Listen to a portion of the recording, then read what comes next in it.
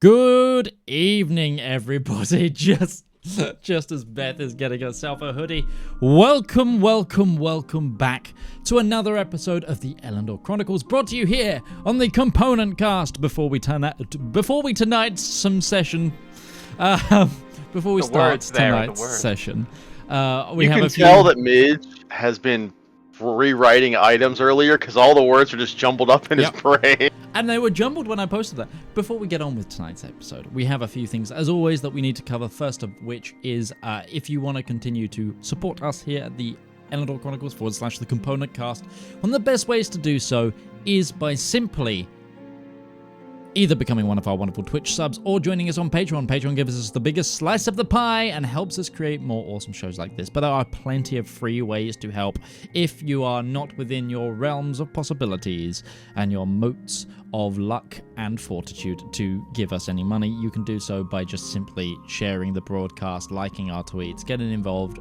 commenting on our videos, and also just listening to our Spotify album for free. Add it to your playlists. Use it in your home games. Use it even in your streamed games. We're not going to get anything of the sort. I hate you, Discord.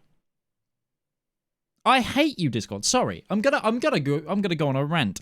Discord did an update recently when it detects you're talking in a voice channel. Sometimes it will pause a certain green audio app that I use for music. And it just went, we see that you're transmitting to people. Let's make sure that you're not sending the music.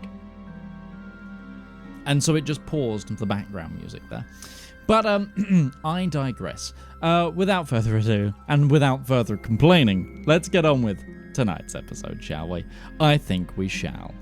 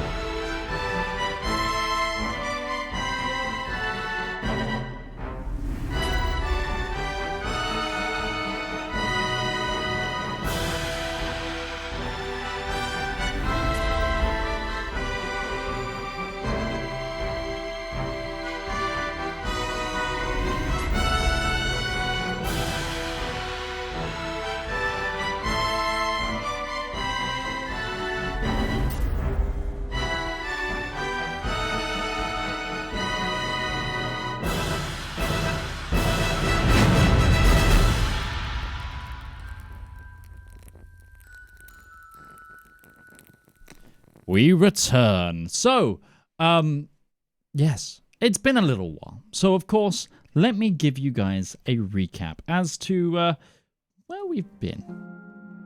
So, last we left off, our party are amidst the end times. The apocalypse is here. Everybody look busy. No, seriously, the party have begun their final preparations as to preparing on saving the world, to put it frankly. We were visiting the Azdakin Caliphate for news about the Scales of Law, one of the remaining seals of Elendor that had been broken, therefore is a usable item for you all. You wanted to try and receive those. And graciously, the Caliphate and the Caliph gave them to you. No fuss, as an ally in the war. However, on doing so, they suggested you visit an ancient demi-deity, watcher of the realm, known as the Ice Witch, a malevolent, in their eyes, entity that had put the frozen curse on the Caliphate. But in actuality, and upon you helping her thaw out from a ritual, discovered that she, once upon a time, was a druid and archdruid of Oasis, the Mother Wild, and also a direct follower of the King That Never Was, a member of their adventuring party. In fact, many secrets secrets were revealed about the king that never was, that they were known to travel as a group, that they started as adventurers, much like you, and that there was slightly more to what they had done in the amorphous time during the War of the Heavens, and that linearly they didn't experience time quite like anyone else. Much too similar to how you have progressed in certain elements of this campaign. You then decided it was time to return to Rien and check in with various members of your allies. You looked to Valymr's family for access to Kensek Keep and to head into the Underdark to secure yourselves some potions of psychic resistance. The other aspect is you went back to the Cathedral of Ascension to check into the ritual and the artifact chamber deep within. And that is where we left off. Breton, essentially what the horse armor will provide you is +2 AC when mounted. Provides the horse +2 AC when mounted, or me +2 AC when mounted?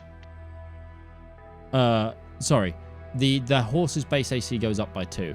You're not a cavalier. Okay. That doesn't change for you, does it? No, I was just looking for some armor for my griffin. Yeah. Sorry, you're griffin. I said horse. I meant mount, and my brain filled in the rest. Yes, which is all insulting considering he has a name. His name is Silveril. It is Silveril. Yes, indeed. I've been a little all over the place. I do apologize. I'm hoping I'm gonna fix that. And Valymr, as discussed, yours is a +2. Glaive. I'm going to call this out too because Beth posted this in chat. There is an item in our party loot that is the wet birthing and informational guide. That was Zedaar's last gift to Ruby before he left the party. I will remind you. In the party sheet instead of in Ruby's inventory. For shame. If it's been left in the party sheet, probably went down with the skyship. Because there was a point where Zedaar very briefly acted not as a midwife, but like as a what term would that be? Basically, doctored to Ruby's mother while she was while they visited her. That's true. Half husband, midwife, half husband. No, close enough. I think half husband has far different connotations than midwife does. No, that's what Peter Dinklage he demands his wife call him. That's just a science novel name waiting to happen. It's like a murder mystery, but instead of Half-Life, it's Half-Wife. Yeah, see that. It never gets this. It never gets to the third one of the trilogy. Anyway, Midge, do I need to add that item? Do I need to add that item manually? Don't worry, because I'll code it so it's attunement properly. But yeah, you will have to also ask us a question. But the other idea was that we also learned that we recruited some divers because we wanted to make our way back to where the summit took place.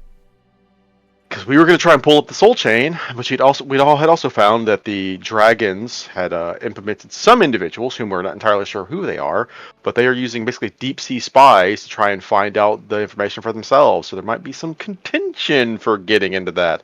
And despite our best efforts, Ruby was not able to convince Valymr that he's going to go for a swim. But Breton did at least say, you don't have to go for a swim, but just at least be at the island so you're there and aware of what's going on. That seems like the smart thing to do. Which Valymr's like, you know what, that's a reasonable request. You're not asking me to go in the water. Exactly. We can live with this.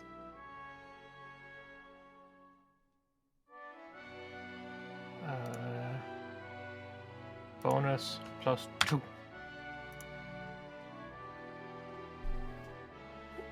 What was the glaive called? It was like a...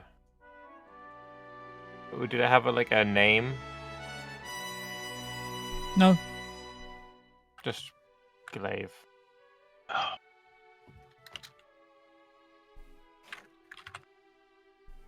Uh-huh.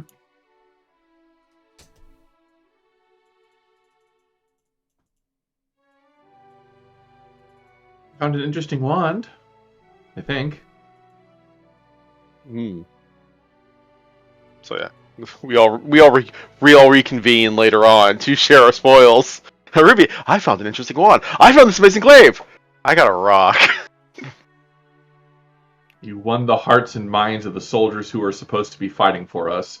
Arguably, friendship along the way is one of the most powerful things you could have in this game, because it means it supports the action economy.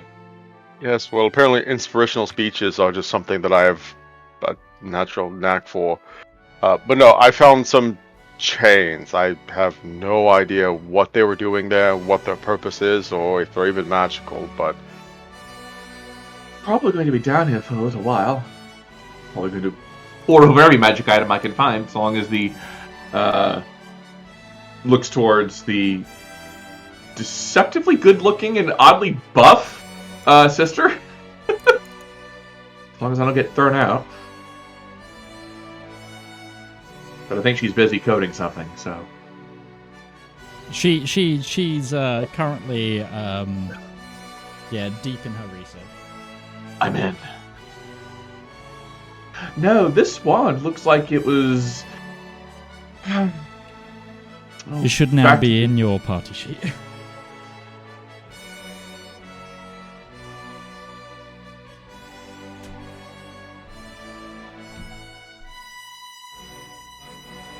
Yes. The Archbishop is there, and she's...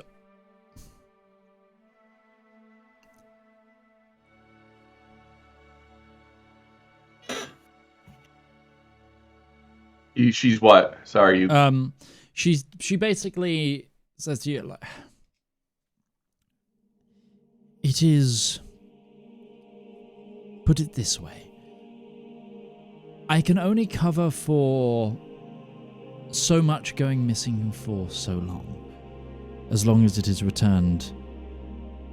At some point, the powers that be shouldn't get too upset, and I think these are extenuating circumstances. Frankly. Good. Yeah, no, You know what? I'm going to be the good girl and keep my mouth shut and go back to working. I'm not going to start shit because this is a good person. It is... I think Breton actually just leaves the chains behind. I think he's just... Okay. Do I need to identify them? Them? As far as there's nothing magical about them. They're just some chains. It'd be more efficient to actually just get normal barding. Okay. I think you're... It's chains as in, like, mail. I didn't hear it described as, like, it was not like chainmail barding. It was just described as chains to me. Sorry, it is like a chain, like hawbuck, but for a horse. Or for a mount. Okay, see, that is a divide in what the description for it was. Because I heard +2 to his AC, and I'm like, okay, so, like, if I were to just get it any other normal armor that would be barding, it'd be way better. But if it's... Well, okay, yes. I'd have to look into what that... Then I'll ask the last follow-up question. So then, is this chain mail or chain... Would this be considered chain mail or chain shirt in terms of barding? Actually, barding just works as it's normal armor but sized for a horse. Yeah. Or a mount creature. Yeah.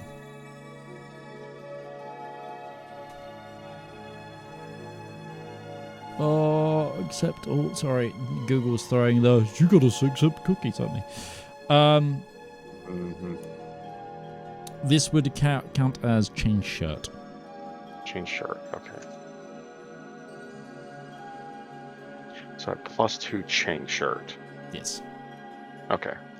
That's fine. Alright, well, this is everything that we were looking for, so...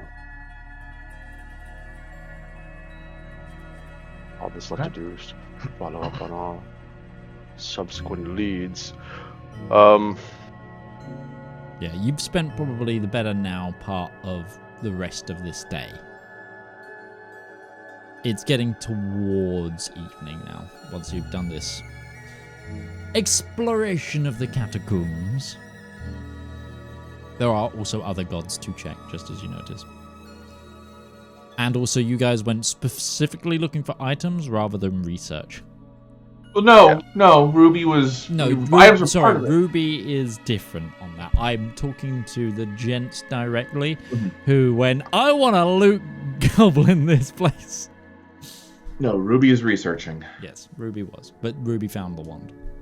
Because you got a nat 20. Yeah. Was there something... You were researching for your spell, weren't you? Copy that. The idea is... when the King That Never Was smote Null with all of his glorious smiting, there must be something a spell of some sort to describe the nature of what carved the world, or not world, but the continent in half between Valymr and Longreach, because that whole gulf was created by a spell. Originally, it was a singular continent called Dostris before then, yeah. Yeah.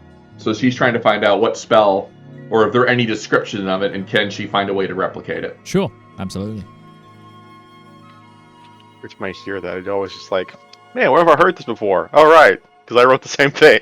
God damn it. Midge, this is not the first time this has happened to our campaigns. Or mine. Look, Lath, we're just... We enjoy a lot of the same inspirational material.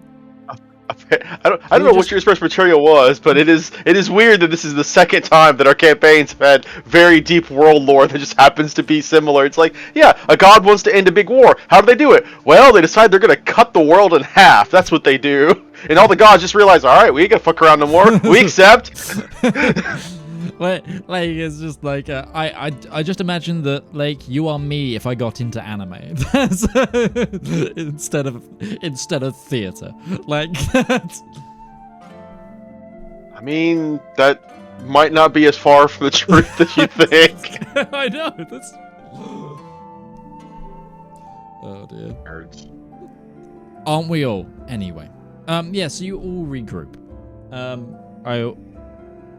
What would you guys like to do right now? You've got a lot of things that you built a little list. Actually, it might be worth just going through your target goals that you have things, and also your allies to rely on right now and what you have access to. So you're gathering some sailors that you were due to meet tomorrow, I believe. Yeah, we said tomorrow morning. Tomorrow morning.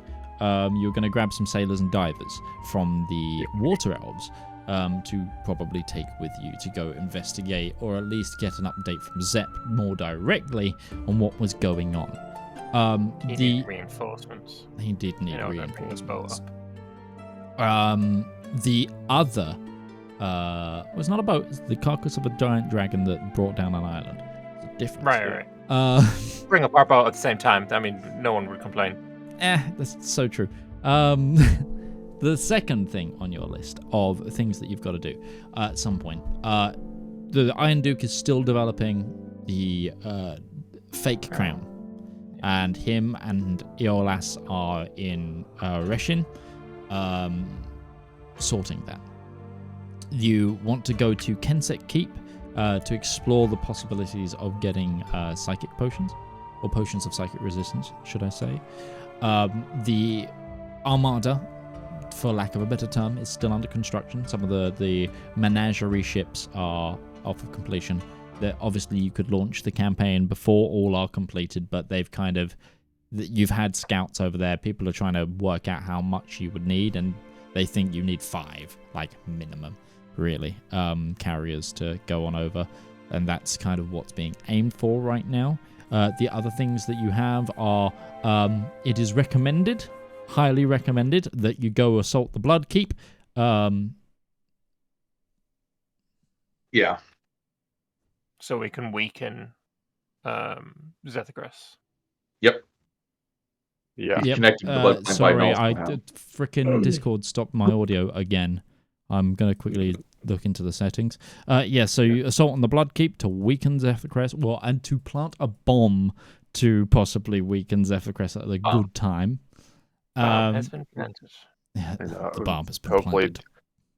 theoretically, lessen Null's influence. And If we can, that if we too. believe that is Null's source of power and influence, if we can, freeze that, we might be able to do some damage to that too.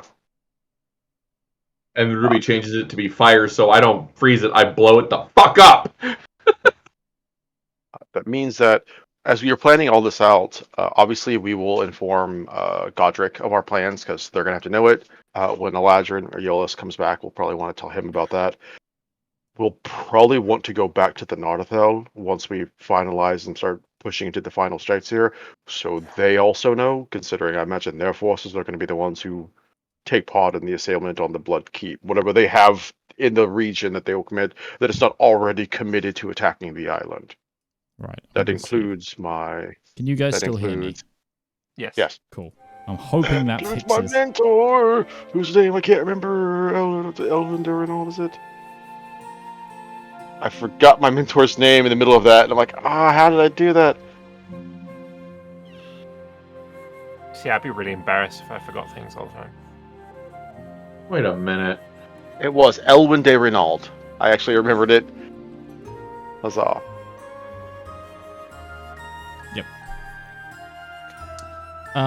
You also have, obviously, in terms of places to research, places to go, allies to utilize, you have this place, the Cathedral of Ascension. You can do a lot of research here.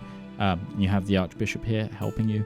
You also have coins in Valymr's bag, on which you can go into any bar and go and try and talk to Ulrich. You now have a new ally in the lady, the magic lady, my god, The Ice Queen? the Ice Queen. Yeah, Salwa. The ice witch, not the ice queen. Yeah, she was not a queen, she was the witch. I think ice queen is to Narnia / Frozen. And Didn't bother her anyway. I'm not about to get any frozen snowmen up in here. This is a fun topic, but let's just let it go and move on to a new. Yeah, I deserve that. You know what? I was about to say it wasn't me this time, but I was Monty Python's all last session, so... Yeah. Right, back into the unknown. Come and play. Into the unknown. We have a Southwa. Yep. We also, I think you may have mentioned it, but we also wanted to go and visit the... It's not Korzak, it's not Benumdum, it's the Dwarven land. land. Yes, the Zardom. The Zardom, yes. The Zardom because of we Duladin, I believe. wanted to speak with the dwarves because they had...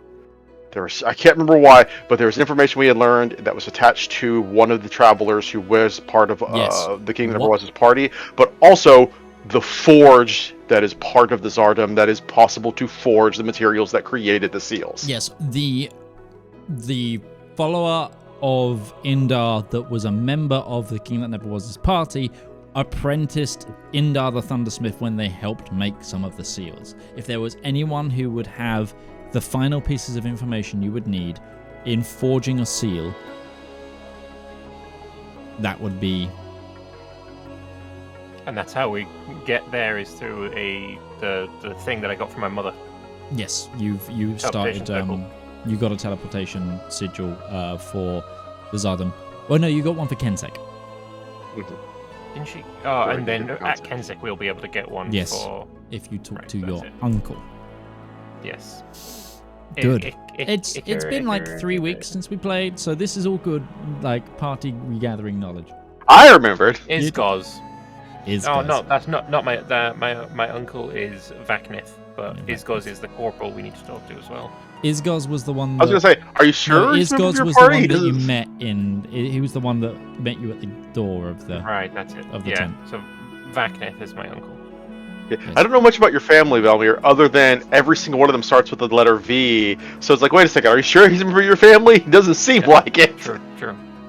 That's why my stepdad had to die, because he didn't have a V. Anyway. All right. Well, priorities chart say we should probably focus on making our way towards the Soul Chain, because that's going to be slightly more imperative than anything else. We know that it is currently in danger and very, very powerful. After that, Kensek. Either that or Kensek, then Dwarf Place, then Blood Keep, then Island.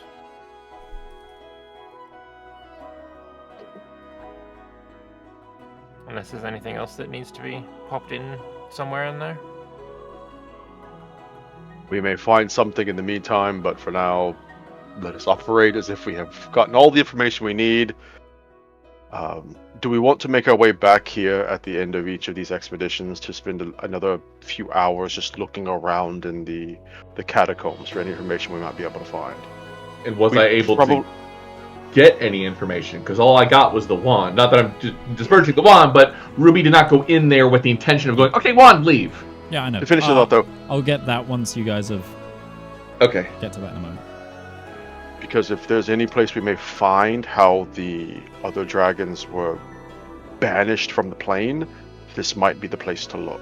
If we can't stop Zethagris, just getting him the hell out of here might work. We could also maybe task the bishop with searching for books of that nature while we're away.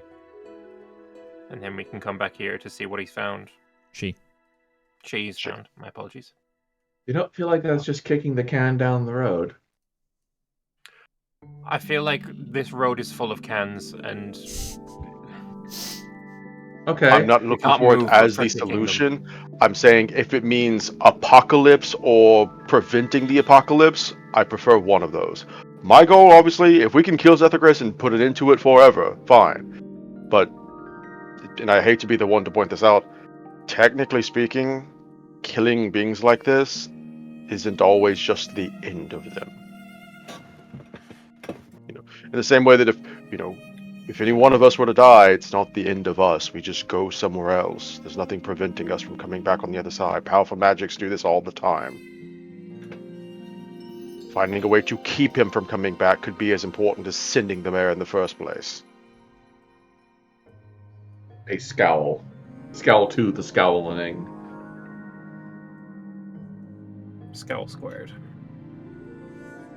This is remember, this is Breton's wheelhouse. This is the thing he has been his life training for at this point. Ruby is still scowling.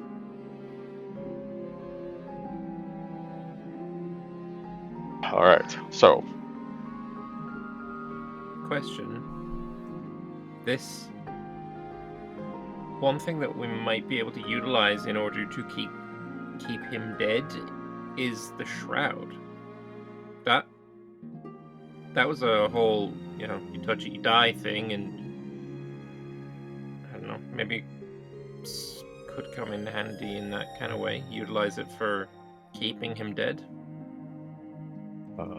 Then we should add going back to Legran's land to speak with the Iron Duke and what he's learned about it to that list. We need to go there to figure out how the progress on the crown is going anyways, so... Yeah. Crown is before Island Assault, yeah. Alright, Soul Chain time, I think. Okay. Ruby, in your research, you came across numerous texts of various magical forms. There's a lot of research that goes almost into the realms of heretical in levels of people's explorations into the nature of the planes, into what makes a god, what defines power, where does magic come from, like deep-rooted, some of it's rambles, some of it is very all over the place.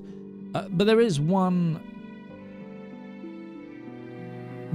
tome that speaks to you in your research. Whilst it might not directly dictate the events and go as direct as I think you're looking for, you find it's a white leather-bound magical tome with just a simple gold lock on it, and then on the spine it says,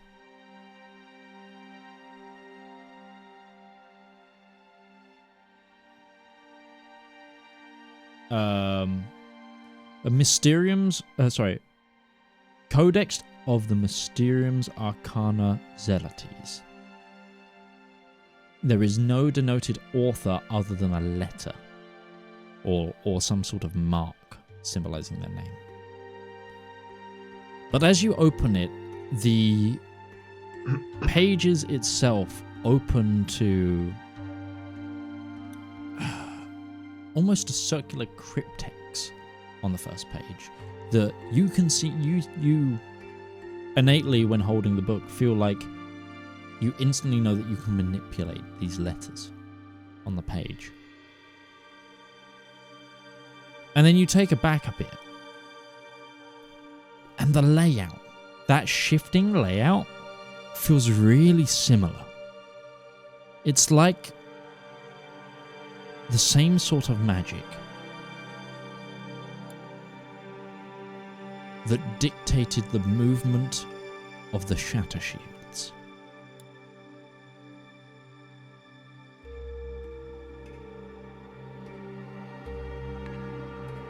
But as you manipulate that front page, you feel almost a lock, like a sigil lock. And it allows you to turn the pages. It goes from a block of like some sort of arcanic metal, some sort of metal that is form the page. They will then turn into pages. And it feels like this is like heavy details on a certain topic. And you believe that you can manipulate different shapes to get different research topics. And you feel like that this book holds a lot of magical theory. And it instantly intrigues you because it seems to go into greater detail than anything you've read before. What's the letter on the book? You said it looked like it was just one sigil or one letter of who it might have been. But what is the letter? It is a draconic letter. It is the letter B. If you were to put it in today's common. Sure. We don't have any B's that I am aware of. Badass dragon.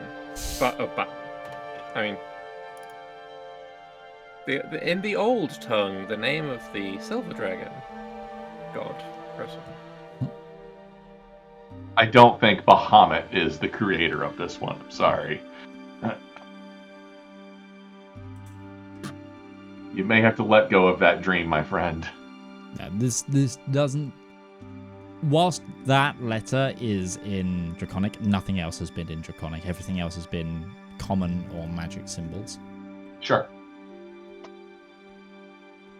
Then she is going to attempt to manipulate it to create a transformative list of spells of an evocative variety, blaster spells, and to categorize them by most to least. Okay.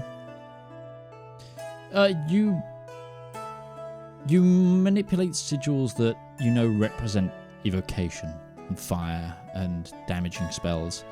You do get results, but it is now the whole tome seems to have is like heavy analysis of different spells. It doesn't seem to have like changed the order.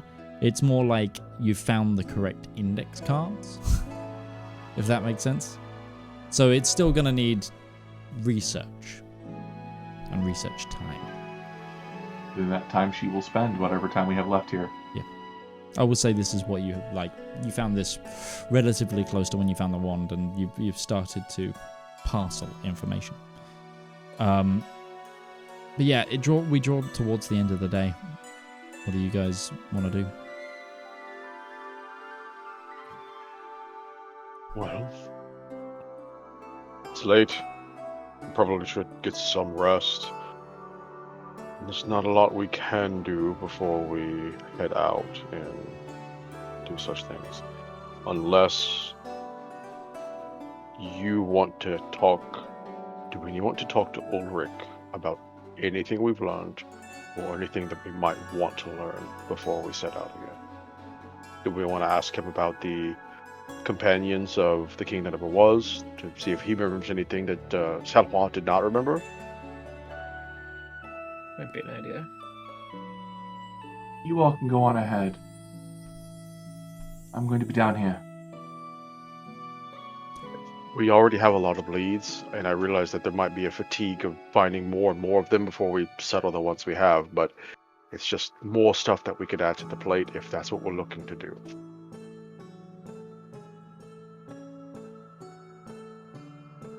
I'm not tired, and I'm kind of locked into here. So I'm going to keep researching this fascinating text. Come on, but you should get some rest tonight, because tomorrow is probably going to be a very rough day. I'll be alright. I haven't used anything significant. Right then, drink.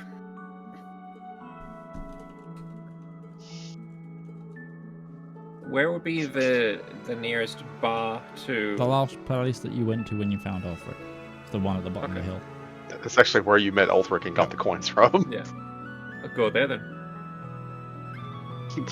Here, my friend, here are some coins that you can use to call me at any moment, anywhere in the world. The first place you call me back, motherfucker, this is the same bar. We just got done drinking here not 2 days ago.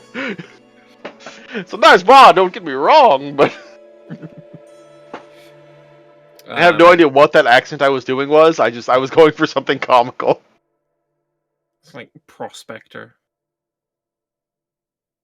Oil prospector, kind of. Alright, then we'll go to the bar at the bottom of the hill. Gwyn, is the bartender at the bar? Yep, you go back down to the bar at the bottom of the hill. It feels very similar as it was before.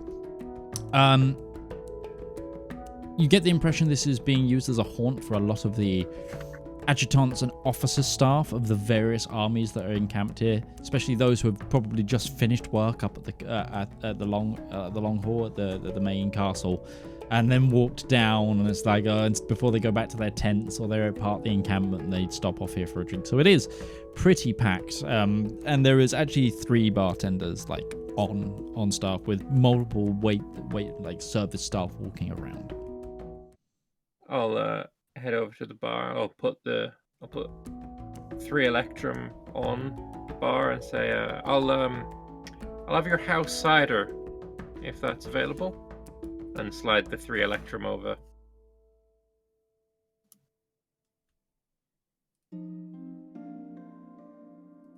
Okay.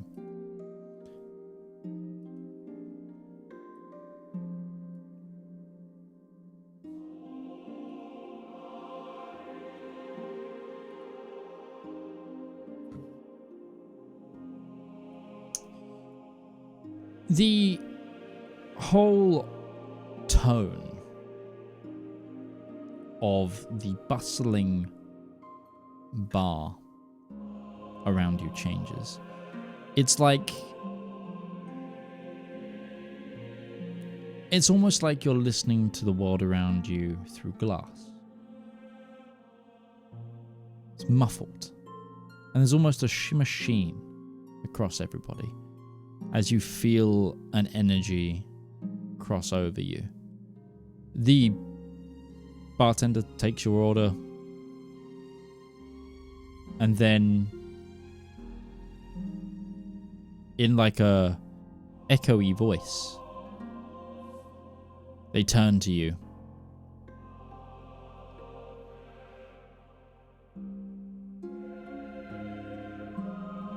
Table at the back. You know the booth.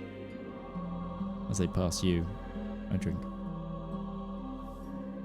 So I'll You see this too, Breton, by the way. This is both. I'll slide some gold over and say as well, and 2 more any ciders as well, because why not? The bartender The bartender fixes your order, but you notice like that there is an ethereal haze of the bartender serving other people. It's almost like this bartender is an after image, or you're talking to the after image, but the real world is moving around you. So it's every now and then he kind of passes through himself. But the one in front of you is like fully fleshed and like seems very normal. But it's like the only thing here where it feels full. Everything else is now like a 90% opacity in terms of the people, etc. But you're served your drinks. Was the implication here that this is any bartender was potentially possible with this? Because Darius used to go on and on about how every miller was a criminal deep down in their heart, and now I'm just wondering, is every bartender secretly like an aspect of something else that... I think maybe Ulrich just has power in bars. He's a bard. Average person takes the cider, takes one sip of it. He was raised in Nardathel. I imagine wine was probably the drink of choice. Mm-hmm. Not a lot of... He's had ales of the years, you know, he's a gruffer knight. He takes one sip of the Snyder's, was like... has had worse things. Mm-hmm. Alright, well, shall we? Yeah, I'll bring Breton over to the booth that I was in before. Mm-hmm. And the closer you get to the booth, you hear the plinking of music.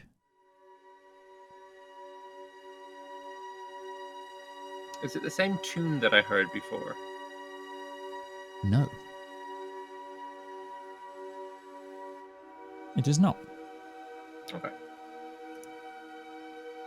I'll let both of you make... playing Christmas, whatever it's called. I'll let you both make a history check to try and work out what song it is. God, it's the Reigns of Castamere. This is wrong. This is all wrong. Wait. Got an 8. 17. I feel like Valymr might have heard this probably shortly before his... Will that be your first or your second death? Anyway, when you first left Kensek, on your initial points of your journey, I feel like you would have spent some time in some bars. That time. Escaping. Yeah, exactly. This is a song by the name of Over the Barrow, which it's kind of a bit of a jaunty, repetitive tune, where like each verse adds a line. It's a very folky tune, but he's playing it very slowly. Normally it would be play really fast pace, and it's like, I don't know, have you heard the song Rattling Bog? No. Okay. Think Irish folk where they add a line each time. So I'm thinking... the other thing I'm thinking of with adding a line each time is like 99 Luft Balloons or something along those lines. Beer bottles on the wall. Yeah, it's kind of that, but each line's a different thing. Or what's the partridge in a pear tree? Yeah, partridge in a pear tree. Kind of that. Each time it's a... But it eventually tells the story of some kids that find an old king's barrow who becomes a wight and scares them off, but their mother comes along and tells the barrow king off and sends him back into where he belonged. It's kind of like the idea of it. Oh, kind of like a why oh why did I swallow that fly? I think I'll die. That kid's song. Kind of, yeah. Yeah, okay. I understand the vibe. He's playing it very slowly, except it's normally it'd be like and he's like playing it at probably a quarter of that time. Okay. He's also seems to have taken the visage of what seems to be a young-ish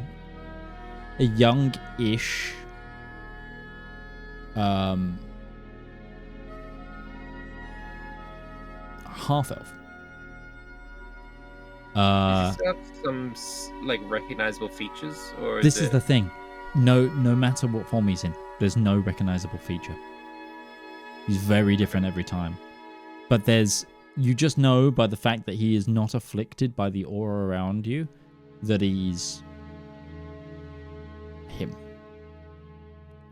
But anyways, this young, probably you would say 21, 22, half elven officer of some sort. He's got like what seem to be wood-colored like pauldrons and armor on, and like this blackened tabard in like a half plate. And he's got like tied up blonde hair with its bit that's got like oh gosh, you know, like those chopstick pins. Mm-hmm. Kind of got those, holding his hair together. But he without turning, he kind of answers, I didn't expect it to be so soon and in such an easy place to get to. Oh, and you've brought Breton this time. Please, come sit down. He's excited to see you again. Mm. I'll slide into the booth and I'll slide one of the ciders over to him. Say, got you one too? Oh, thank you. So we've been a bit busy doing research, and we met one of your old party mates. We met Salwa. He kind of instantly stopped playing at that. Oh. I'm quite shocked she remembers. Oh, she definitely remembers. She also hasn't forgotten what you owe her, and she wants her dragon chest set back. Honestly, that might just be the worst thing about all of this end of the world malarkey. She remembers. How much did she say? She didn't. I assume it's a lot. Yes. We didn't. None of us ended on the best of terms.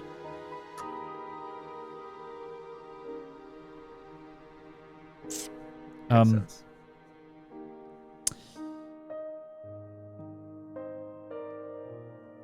Interesting that she wants the chest set back.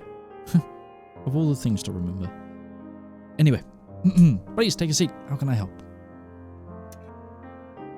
Well, it actually has more to do with that than not.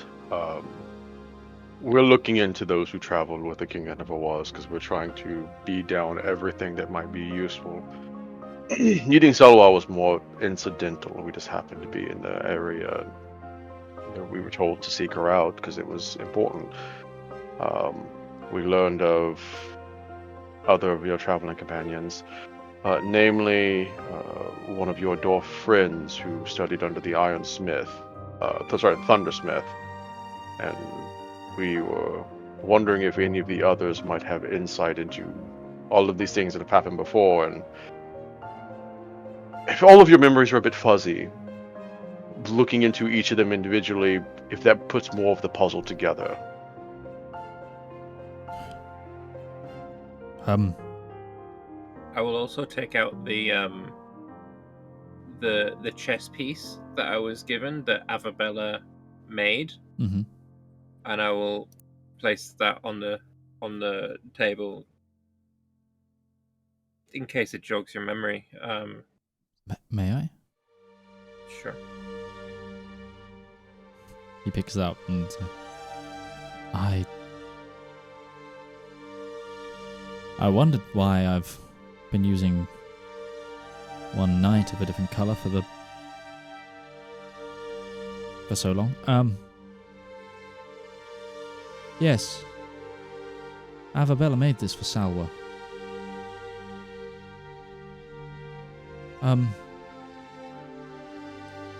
Ava would be a very good person to talk to about everything. She was a apprentice under Indar while he was walking the plane. Does that mean she still lives? I don't know.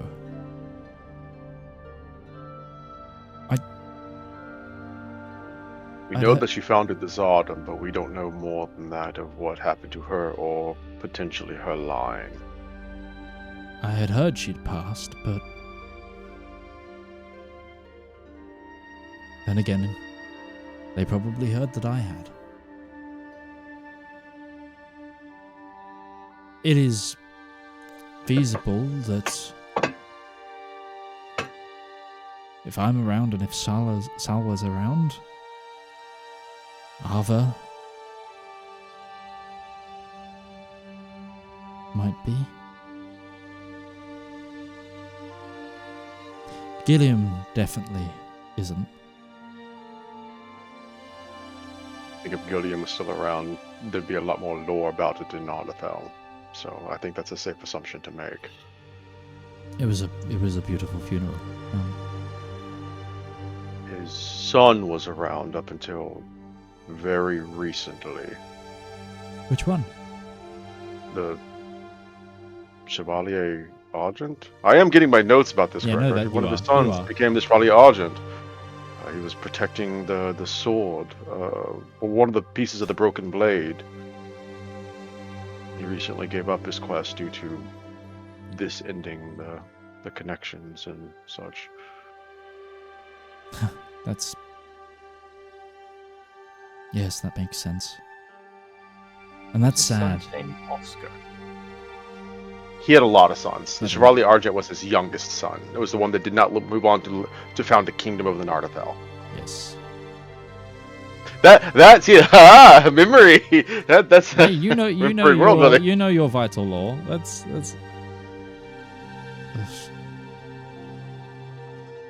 Just don't ask me how many kingdoms there are. That I don't remember. I think there's 5, but I'm not sure. Yep. Ah, yeah. Let's go. That's worth an inspiration. We didn't get a chance for inspiration earlier. No, you didn't. Oh damn. You know what? I will give you an How many inspiration kingdoms for of the that. Nardathel are there? I'll give you that. Your recollection of the knowledge here has been absolutely fantastic. I will give you an inspiration for that, because you're right. I didn't give you the opportunity for one. I got so into Fixing things and setting things up. Yeah. yes, exactly. Getting annoyed at Discord. Getting very annoyed at Discord. It's happened multiple times since. Give me 2 moments just to open a notepad of something. So actually, I'm gonna start making notes of this too. So the parties above the king that never was. We had the king. We have the hero, Gilliam, Salwa, Ulfric, Avabella, and one named Nemo that we don't know anything about yet. Other than that, they were a fish. Orange. We need to find her.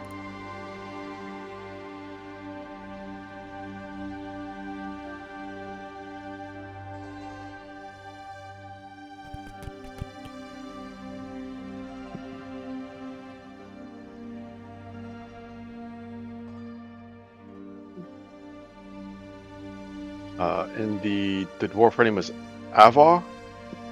Avabella. Avabella. Yes. Gabriel. Gabriel? Yes. Gilliam's son.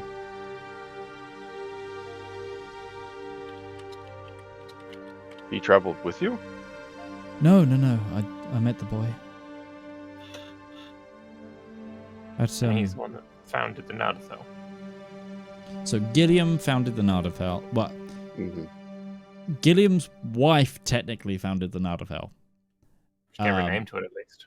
Yes, she's named Nardathel. Think of Gilliam the Theonair at the end of the War for the Heaven being like Odysseus, if I'm getting my Greek mythos correct.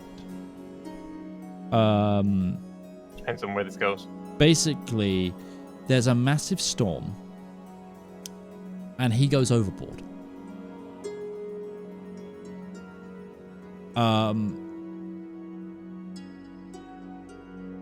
Nardathel, and all the while he was trying to lead his people to a new homeland. He goes overboard. Nardathel manages to stay on board, and she lands her people and leads her people for many years. But Gideon Feoda basically keeps getting thrown around by the various happenings of the beginning of the New World, and keeps getting blown off course, trying to get home, and all this time trying to journey home. He has his own journeys. Eventually, he meets his wife again. She's started the kingdom. He returns to her. They have 6 kids. The kingdom is divided into 5 kingdoms, and because one, Gabriel, the youngest, doesn't take up a kingdom, and instead follows in his father's line and goes questing. Okay. Eventually becoming the Chevalier Argent. Yes, and there's a couple of ways that seems to have happened, according to various scholars, etc. Gabriel, yes, he was a lovely boy. Had a lot of his father in him. I'm afraid I only met him just before the end, so I did not become such a great judge of his character, but he seemed to be a noble sort.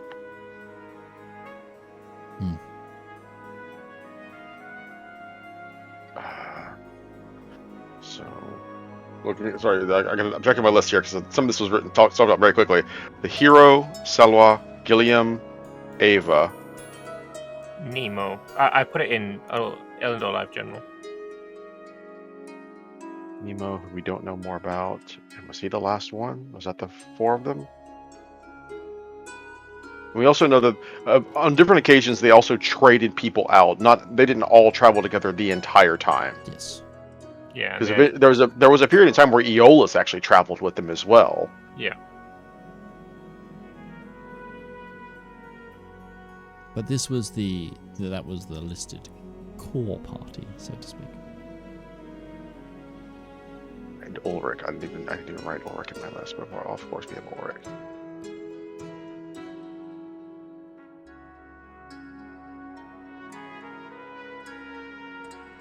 So, what about Nemo? What is their deal? Who are they? We don't know anything about them. Selwa had trouble recollecting more than the name. Mm-hmm. He's gonna roll. This is where Selwa fell down. She didn't roll high enough.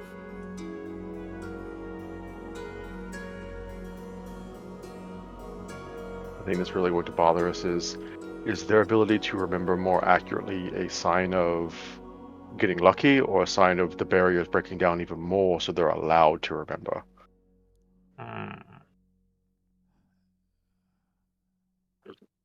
Nemo was a Drakenkin. He was had draconic ancestry. He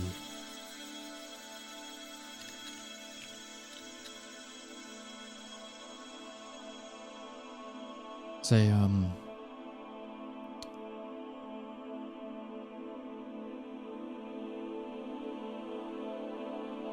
potent mage,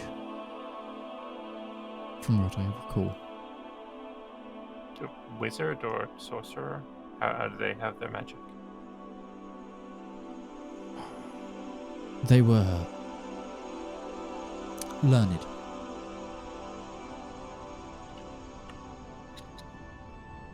It's difficult to classify everything so cleanly back then. We also all underwent a lot of changes.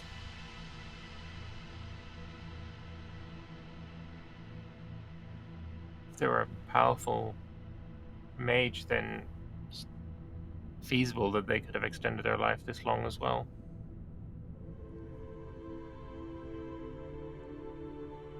Nemo had a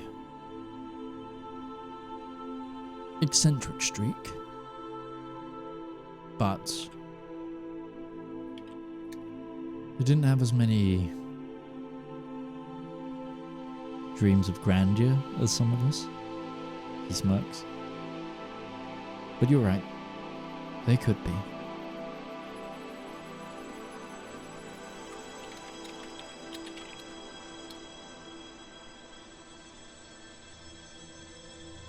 He became obsessed for a while with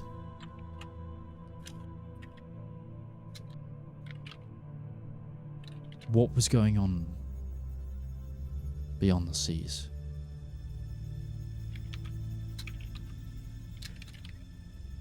Did he attempt a voyage? As far as I know, yes. It's the last I've heard of him. Well, that makes him extremely difficult to track down then. Because best case scenario, he found a way to get somewhere which we can't even follow without following in his exact footsteps. Worst case scenario, well, he's been lost longer than most of you have, so that might just be our dead end.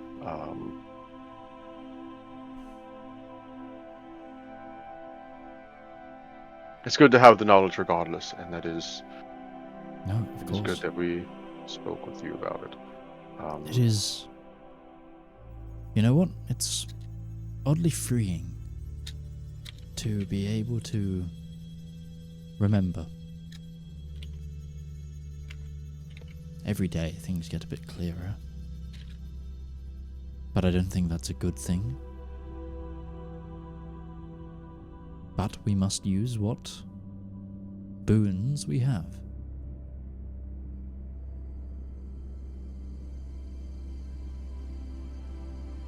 Yes. Did you ever have anything to do with Zethacres? As in, like, do we know who it was that banished him the first time? Was it this party? Zethacres. It's always been a bit of a slimy devil. We tried before, and I've tried to send others after him before. He Like always... us right now.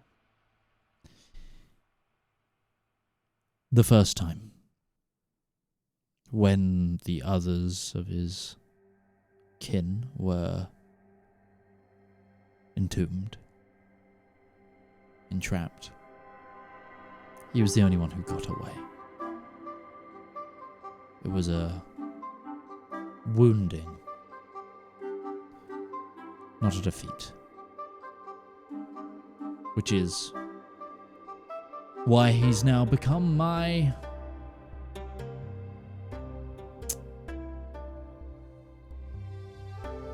quarry. Like a hunter elusively trying to track down a beautiful white deer. Every time I think I've set the trap, he snatches victory from the jaws of defeat and gets away. This time, it's the most dire or detrimental. Salva has given us a way of severing his connection to Null to weaken him. I don't suppose there's Yes, we any were. help you could give in that regard as well?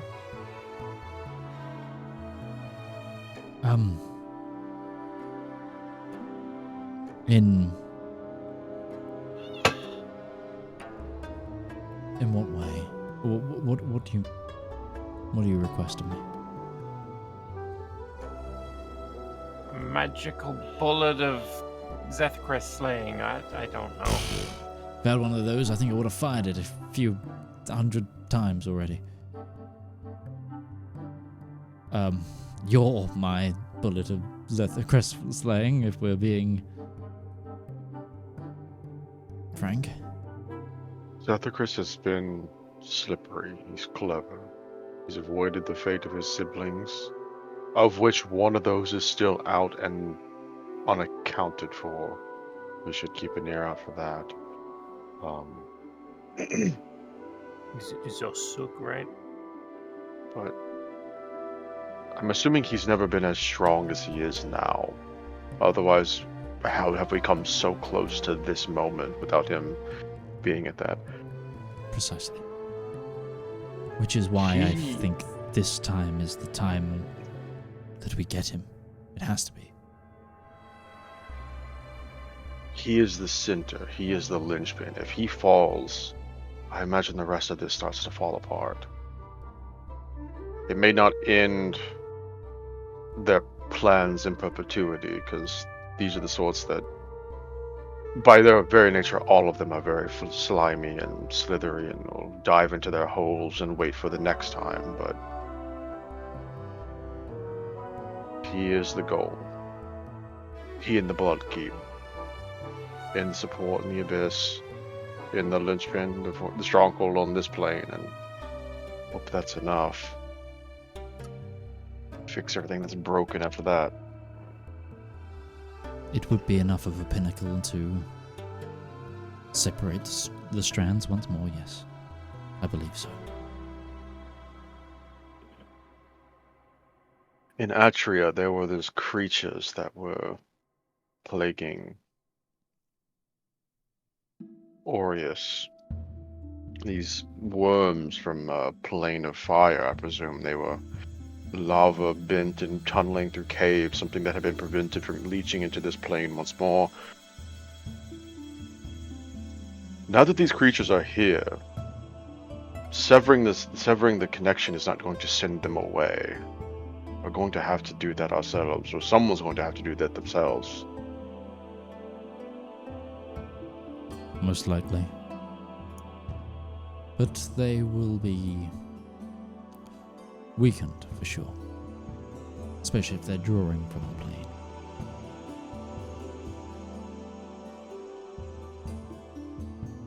But yes, it's something that we will have to look to in time. We did let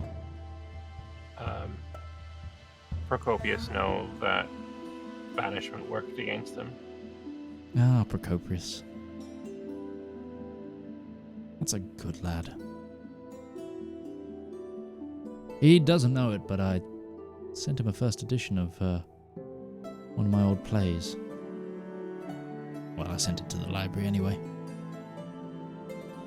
I always respect someone with a vast collection, but I respect it more so when it features books of mine. Naturally. Our current plan of thinking is that we're going to go to where we held the second summit and drag up the soul chain, but right now we need to go down there to reinforce it because it's the reclamation efforts have been hounded by the enemy's forces, including, we think, maybe one of the dragons.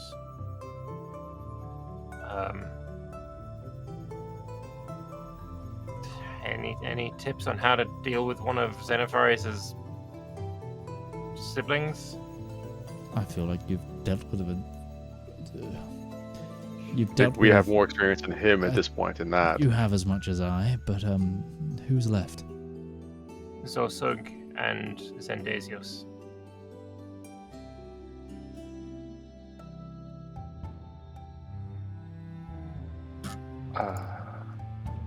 We've killed Xenopharius and Zeominoth. There are two of them left. Zosug is an emerald dragon. They use sound. Not very effective underwater. Or doubly effective. Not that I'd know, because I'm not going under there. But yes, sound would be more effective underwater. Zendiathos. Probably the lesser of the two to be underwater.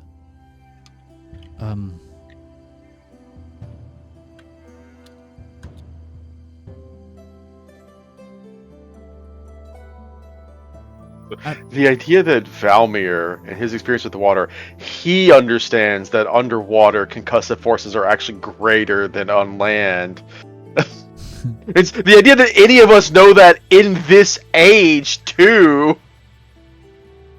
Look, It there's a reason I am terrified of water. I spent more time than I'd like under there. It's like I know that you don't want to be underwater when a grenade goes off in the water, but I'm like Breton would be like, no, you're underwater. Sound is a lot lesser. Everything's muffled. It makes can't hear total anything, sense.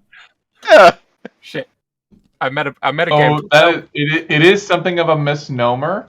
Sound travels faster underwater, but it is because water is more dense. It actually does get lessened unless it's amped.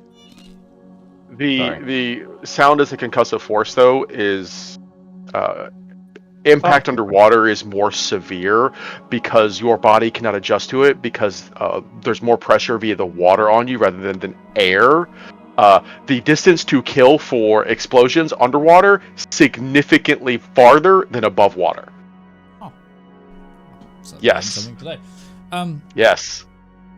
Well, Let me write that down. Zolsuk is now an underwater dragon. It's like I know that. I can. It's like yeah, no. I was like I'm saying I don't know if Midge knows this and would understand that no, that dragon absolutely would be a problem underwater. Ow, my organs. Sorry, this has been Science Talk with your D&D session. yeah. I like physics. It's so my favorite science Emerald subject. dragons they don't have a breath. They have vast vocal cords and they use sonic energy.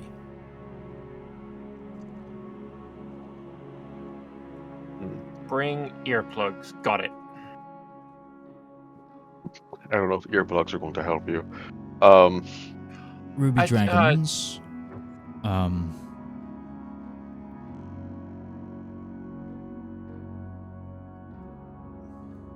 I was call it curious about fire this. would be an understatement. They're not like reds. They're more focused. A ruby dragon's breath wave is so intense, it is known to have the ability to melt metal. Mm-hmm. Frankly, anything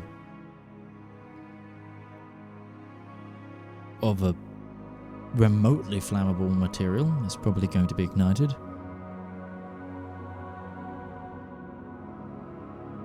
I believe it's 12 seconds for a non-metallic object and about 18 for metal. Before For it's how long it takes to be completely destroyed. What about magically imbued metal? Well, you can try, but I certainly won't be.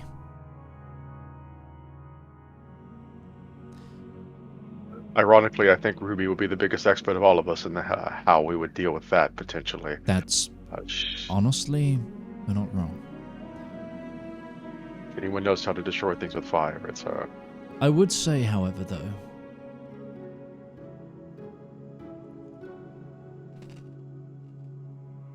knowing Zethacris, and knowing the two that are left, they're not the most reliable of his brothers in terms of to get a job done on their own.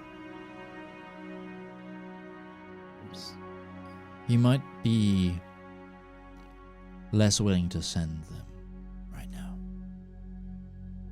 Okay, so that's good. I could be completely wrong, though. That's not so good. The other idea is we've learned a little bit of information about the soul chain, but we don't know what it's going to do in its repaired state or exactly how hazard it's going to be to handle. Mm-hmm. Considering that's what we're going to retrieve, any forewarning about that or what potentials it may have would be very useful.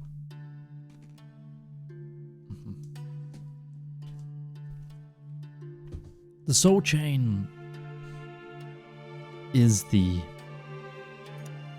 antithesis to the lifestone. Almost.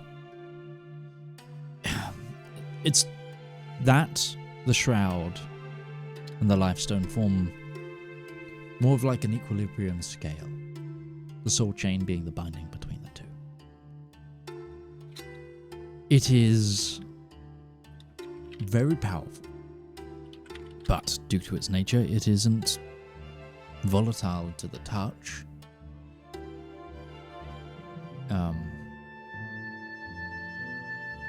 In fact, it's probably one of the most stable of the artifacts. Its whole job was binding.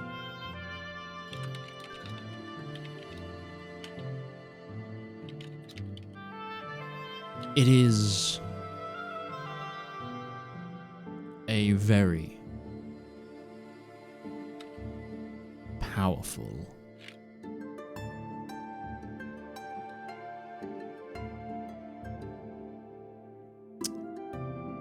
how do I put this?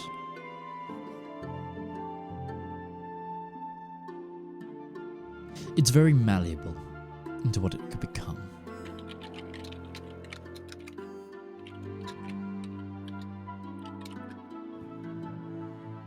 Could we use it to aid the process of forming new seals? Possibly. It's more of an offensive item. What's it look like? Like, it just looked like a gem inside the dragon's chest or something? Or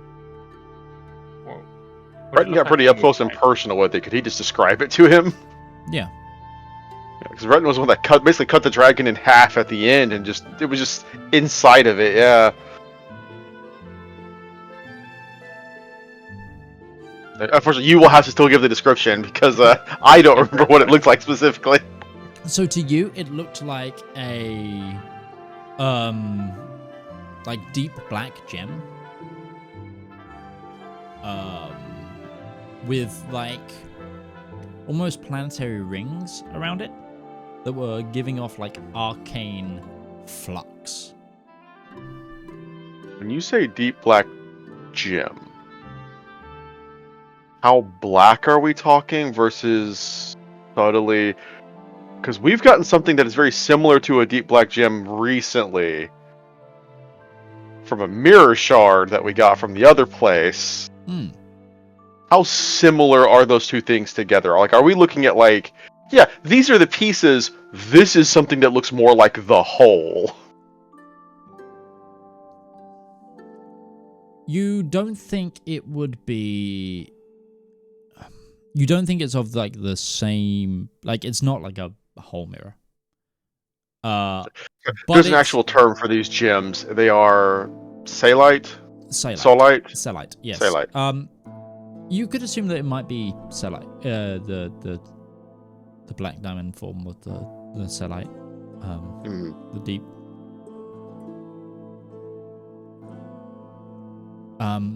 Very, very similar. It's hard to say because you were witnessing this through the body of a semi-translucent gem dragon. That would make sense, though, because we were also told that the soul chain and the life stone were basically opposites of each other. Yes. So that would suggest that they are both similar in that construction to that. It's like they're both made of the same thing, they just do the opposite things. Okay. Write some notes about that. Scribble, scribble, scribble. Note, note, note. But yes, you would hazard a guess that it's actually very, very, very similar. Okay. Isn't it ironic how something that is the complete total opposite of something else is still similar to it in every way, because that is the definition of how something has to be the opposite. I like that.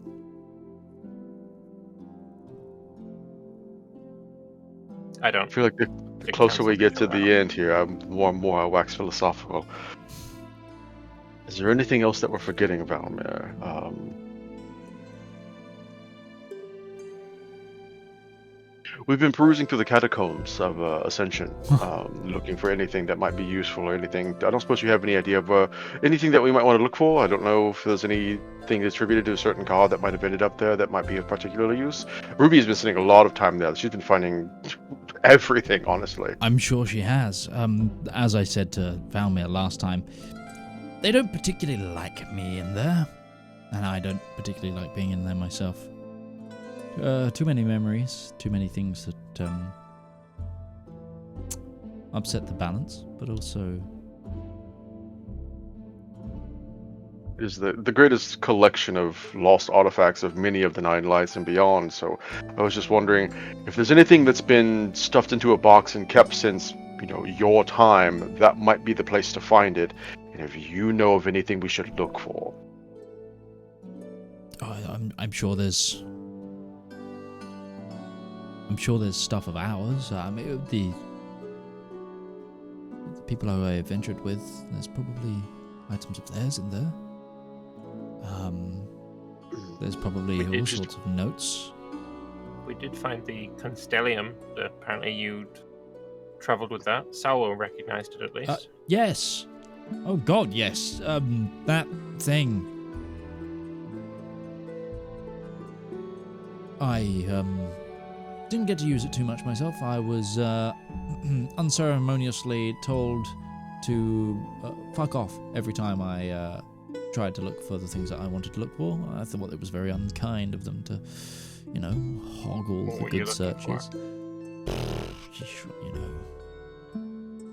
Stuff. It answered a lot of questions. I had a lot of them.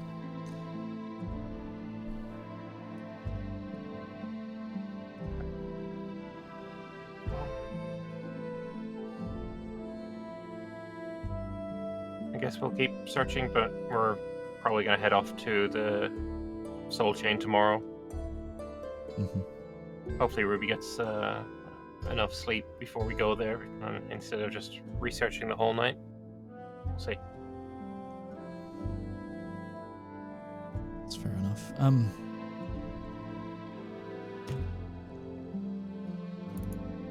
There is one more thing. Feels odd.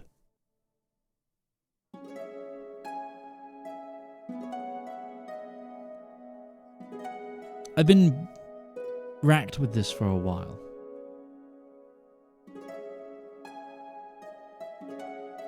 Why I haven't been able to remember much about them. Why it's so hazy about them.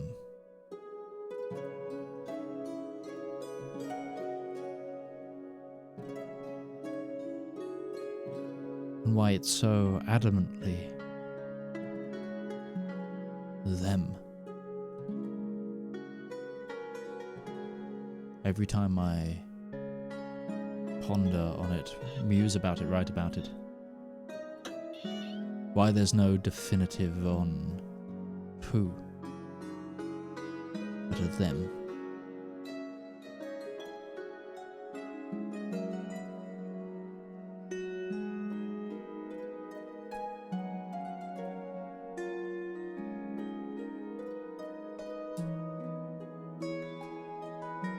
I think it might be, you might find more in the cathedral.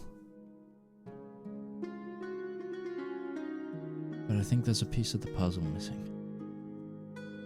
More so than just who they are.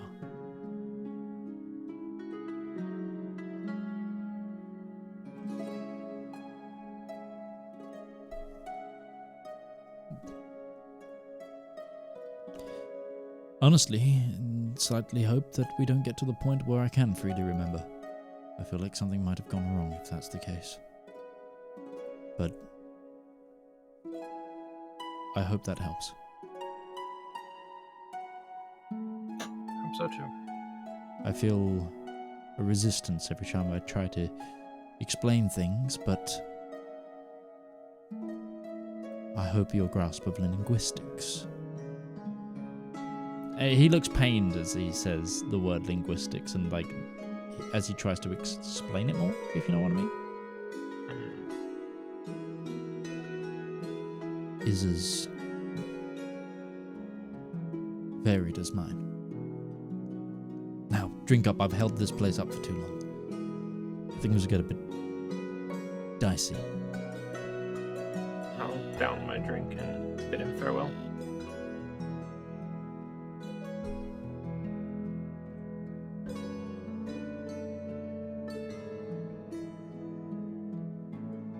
I think I guess we'll head on back to Ruby. Mm-hmm. Sure.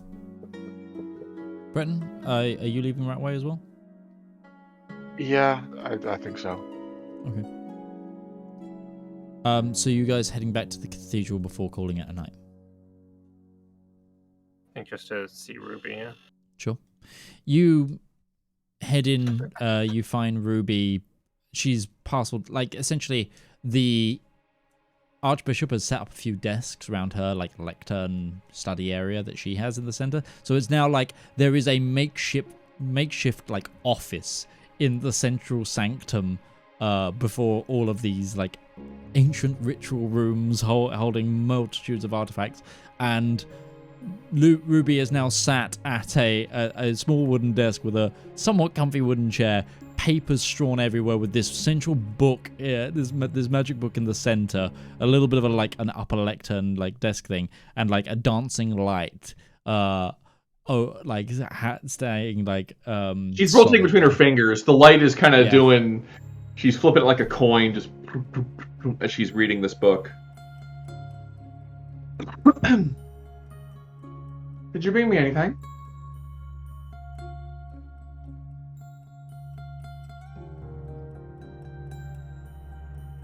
Would they have let Breton take a mug out of the bar? Oh, it's a doggy bag of food. Give me a sleight of hand check. If it's not permitted, because if they wouldn't even give him excuses, like Breton would be like, I would have brought you something if it was so deigned. Oh. All I've brought you is information. And what did here's the bard a have word to say? A word vomit of what we learned about the other members of the party, what we learned about the Soul Chain specifically, what we also learned about Zedaar and how they've been pulling this off, and the weird little diatribe that he went on at the end about like there's just something like why is it them? Why is it them? Like why is them the people who were responsible for this, and how he could not go into more, and how the linguistics of that seemed weird. To which Breton just kind of shrugs his shoulders and says, there was a weird obsession with that. He kept saying, why is it them? Why is it them? Which, he says them, and obviously anybody could consider, like, why is it them? Why are they responsible? But he didn't use the word they. He used the word them. And I only know of one instance of them being referred to, and that is Null themselves, the forces of them, the forces of the unspoken, the ones who don't get mentioned anymore. So why is it them? Why are they responsible?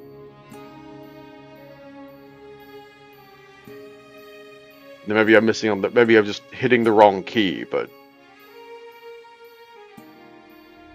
Ruby just shrugs and she says, at the end of the day, I don't know if it really changes much. The goals still remain the same. I could show you my reading if you're interested. It's a little dry. I don't know who wrote this, but on the nature of apex evocation, the treatise on spellcraft, and the outer limits of elemental force, I understand why most wizards are a little psychotic. This is nonsense. well, if you find anything about file magic in there, it might come in handy, because he also told us a bit more about Darius and the fire breath. And evidently his magic, his fire is so intense that it literally just melts metal on a whim. That's pretty hot. Yes, that borders on, fire breath is pretty damn hot as it is. But I mean, this is talking like, I've seen hot. I've worked a forge. I know what a crucible can do to metal. But if he is able to, exhale that on a whim, it'll cook your skin right off your bones. He'll have the same problem anybody who wields fire at that intensity will wield.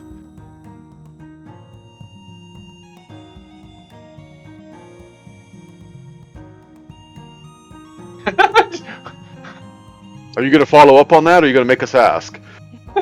No, please. Ask. And what are the complications that a person wielding that fire wields? What is my biggest drawback, Breton, when I have to cast something fire-based? Generally speaking, when things are immune to it, I have to work around it.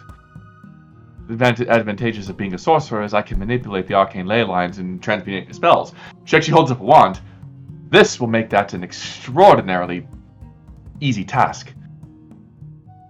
What I'm suggesting is if we're going to fight a dragon made of fire who uses fire, the best thing to do is be immune to fucking fire. It won't solve the claws, teeth, and tail problem, but it will solve the fire problem.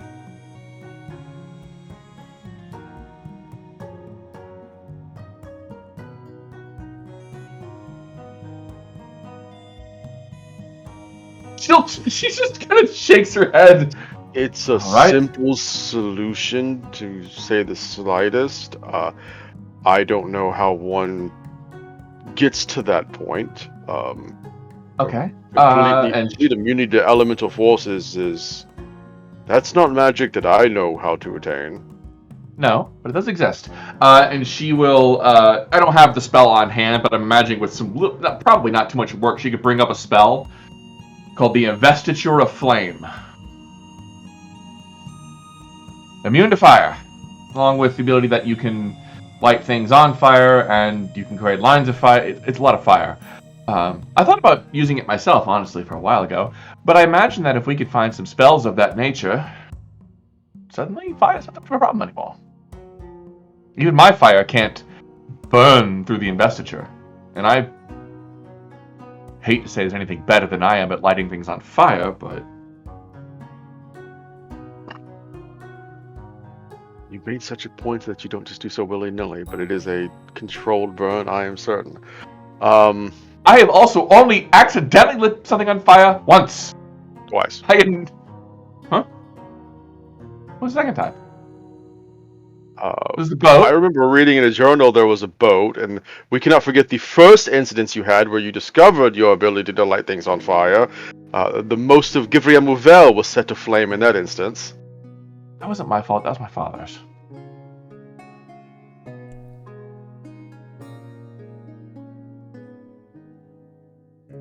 It's not how...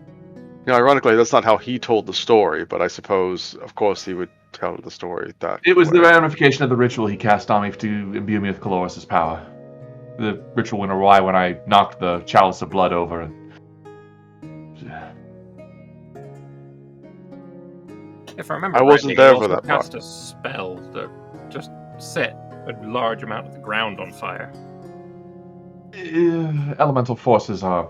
Anyway, if we can go find ourselves a wizard who has, or spell shop, who might have some scrolls of Investiture of Flame, that will make us immune to the effects of fire.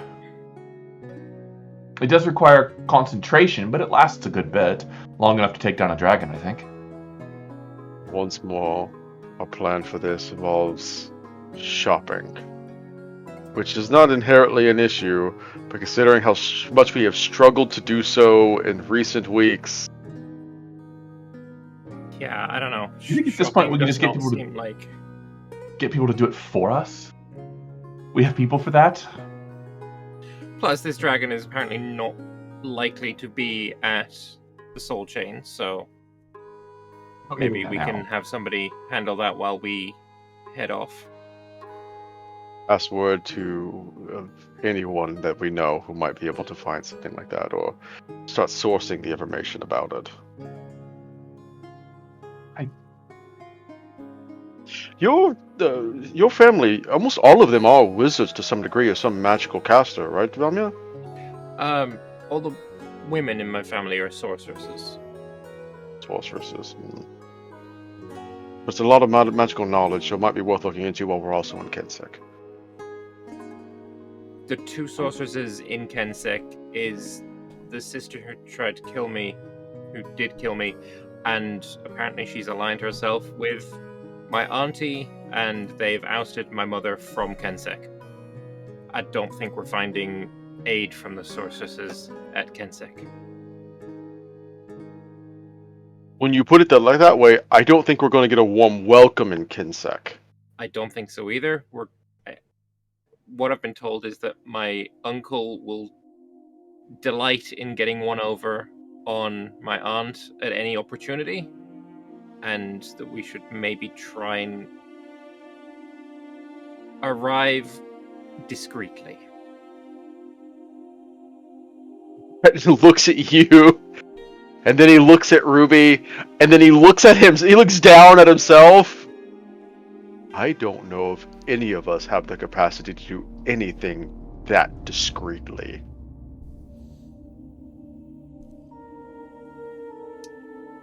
We have the tiefling trowel. We have Ruby, who, admittedly, Ruby can be discreet, but her personality does not lend itself towards being discreet, and her magic most assuredly does not. And then Breton, who is 7'7" and a head and foot taller than everyone else in the room.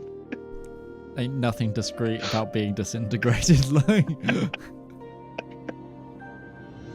I'm not saying it's gonna be easy, but I mean the alternative is Mom Fighting said your she didn't family? want me to kill my sister, and well, I'm happy to go against her wishes. So does that mean that we should also, if should push come to blows, we should also avoid murdering your sister and your aunt, probably? You should avoid it. She's mine. I wasn't going to go out of my way, but I'll make sure to keep that in mind. You can If hold I it feel down. a dagger in my back, though, I'm not making any promises. Yeah, she was never really one for daggers. She didn't like to get her hands dirty. So this whole clean freak vibe. Admittedly, I don't know much about your culture. Subterfuge is a thing that comes to first mind, obviously digging under the ground and never forget fighting when you have the advantage.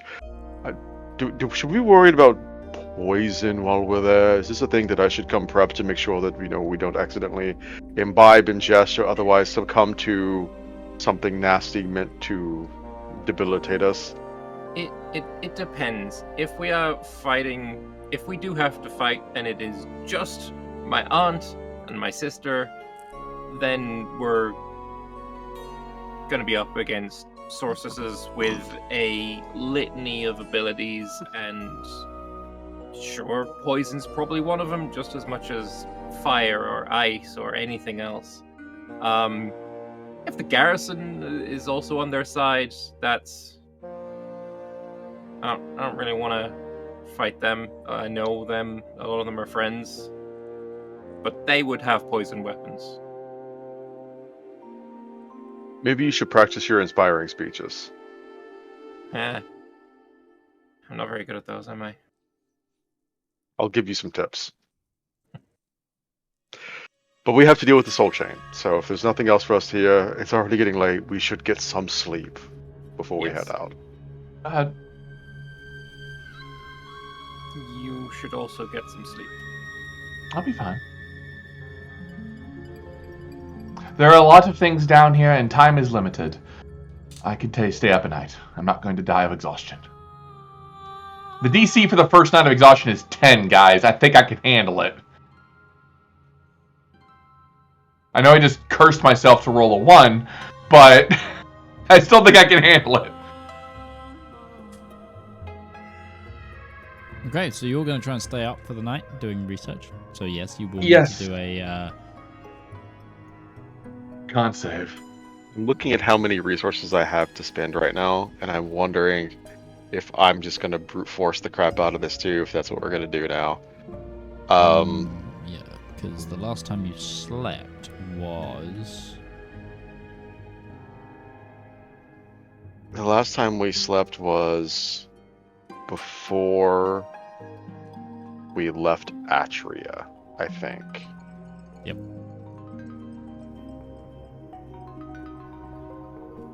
Like, resource-wise, we're not low, and if we just... No, you rested in Lagrant Land. I believe. Yeah, and if Breton takes, like, honestly, three hours of just, short resting, and I get basically all of my resources back at this point. Okay. You don't have Four to. This is me doing mage nonsense. You're making an argument for we shouldn't be wasting time that we could be researching, and that's a valid argument. Okay. It's like why would I be sleeping when I could be studying, when I could be looking through to find more stuff that might be useful and not. I don't have any spell doesn't slots used. I have no resources expended right now. I'm good. Like, the point that I'm also making is How do you... going into this while asleep is a good idea because we're going to be underwater basically the entire time we're there. And I don't know if there's anything if resting would even help you on that, but... Excuse me? you're coming too. Not going underwater. We went over this. I meant the royal we, Valymr. You may not have been included in that. If you chose to exclude yourself, that is your choice. And it is a choice that has been made. The world goes to end because you can't pull your balls out your purse. So yes, considerations.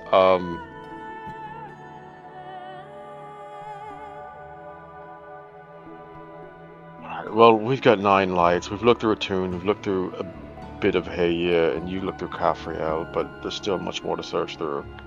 So I suppose I'm going to double back and look at the places I haven't looked already to see if there's other just things that we missed. Sure. Okay. I don't know exactly what are you looking to research, Breton? Breton's going to rack his brain for knowledge of the 9 lights, and that did any of them have any heroes that were notable for dragon slaying?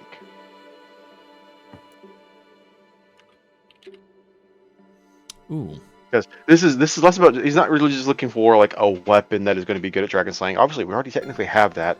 He's just looking for, is there anyone who has taken like serious notes about this?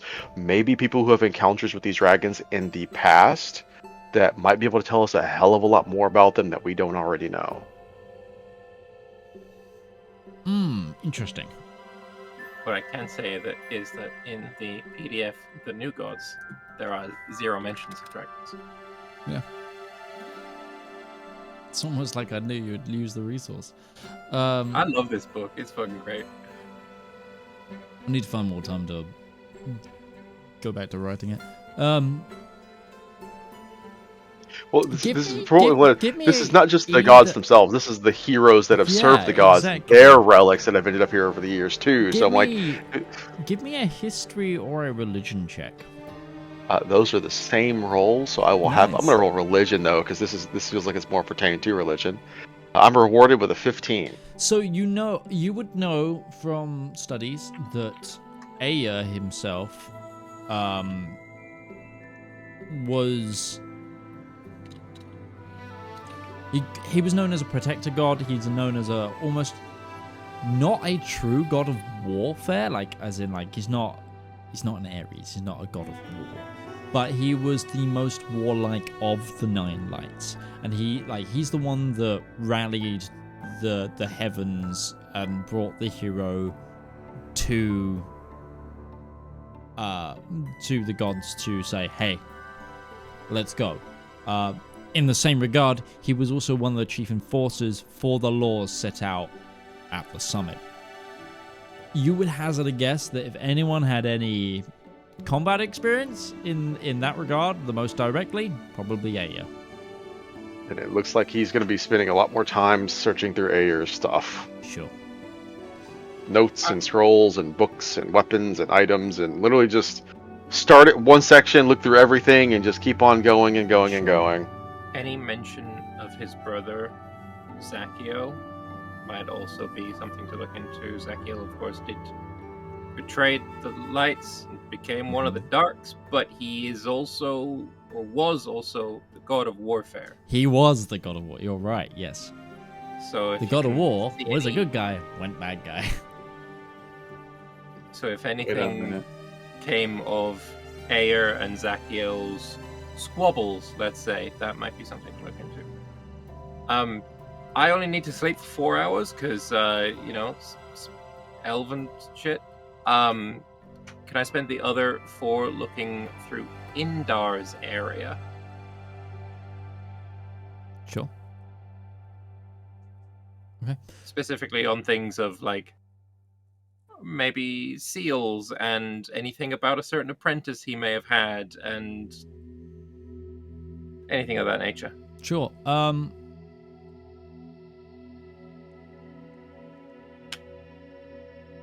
Okay, let's do this in order then. Ruby, give me some. I take it you are pursuing personal intent right now, yes? Higher magic. For Call it personal that. intent. Okay. Yes. You're studying that book I've given you rather than continuing to search this. Cool. Can you give me 2 Arcana checks then for this research period? I suppose if you ask like that. Always a rote. That's a dirty 20. Dirty 20 is good. And that's a filthy 16.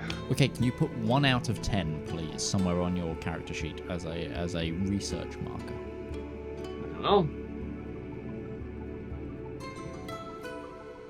I will add that. Put it as it's put it this way. It's a you've started to get some foundational knowledge and you're starting to put theory to paper. So this is your theory completion for your spell research.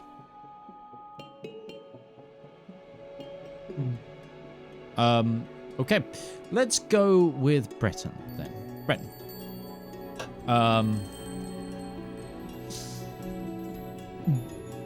Sell it to me. What check would you like to be utilizing here as you investigate? Because otherwise it's gonna be an investigation check. I mean, I'm not trying to.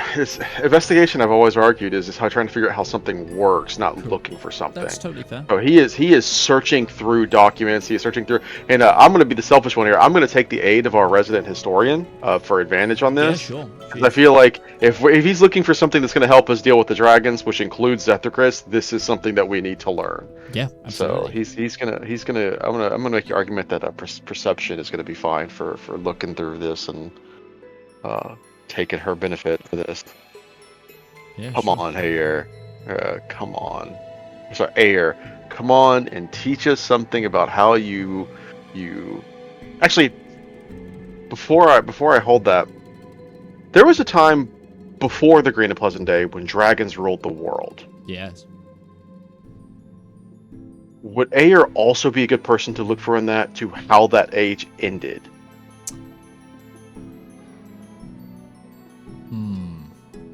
Or would that be a thing that we wouldn't want to look into the Nine Lights for? Give me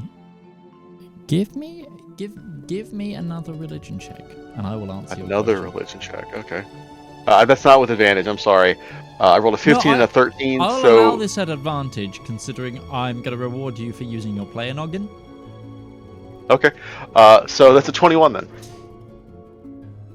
You know that a lot of Ayer's story tends to begin with the War for the Heavens. It's kind of where he gets first mentioned. He's like, because he was also the youngest of the Nine Lights. He is like the one that was probably around with the least amount of time. He's the youngest child of Arda and Brayla. You would hazard a guess that for something to do with ages, time, Ardor might be the person to go to, considering he's the god of the sun, time, light, and life. That or Luster, because he's discovery.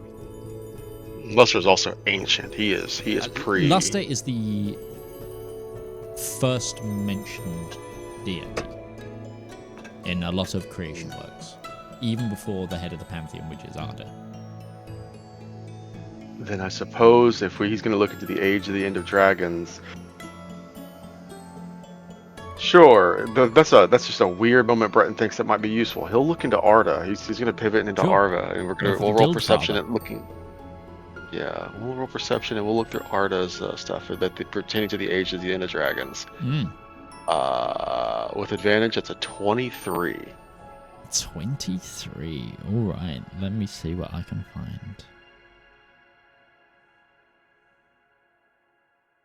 Because it's also the time when Zethagris grew kind of fed up, and part of why they built into betraying and acting the way they did during the Green and Pleasant Days. So that might give us more information about them.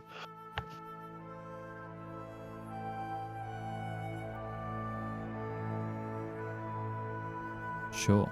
I am starting to write notes for this because I think it's kind of fun to write nonsensical. Like, in Star Trek, it's technobabble. I don't know what arcanobabble? Is that Arcanobabble. a carnobabble? No, Yeah, the we're gonna call babble that. is technobabble is like that would be the sci-fi thing of it. So it's like a canoscript or canalect or canalect. I'm gonna go with a canalect. Arcanelect has a good term to it, yeah. Canalect. Yeah. The Iron Duke, a canalect coming out of his nose, like. Well, she, like codex assignment, prime signal sequence, conflagration of axiomatic collapse. Like she's writing her notes in. Yeah, that's fine. Yeah. It's wild. I'm gonna put it in our roleplay chat later. So Sure, put go that for it. stuff. You find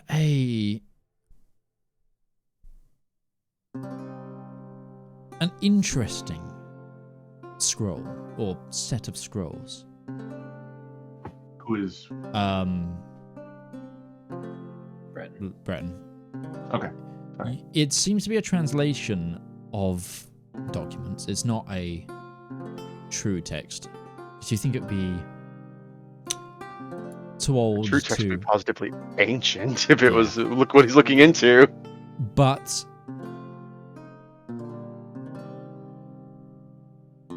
you find a document called the Platinum Refractions of the Morning Sun.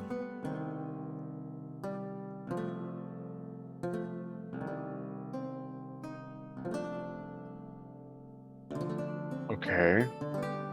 And it seems to be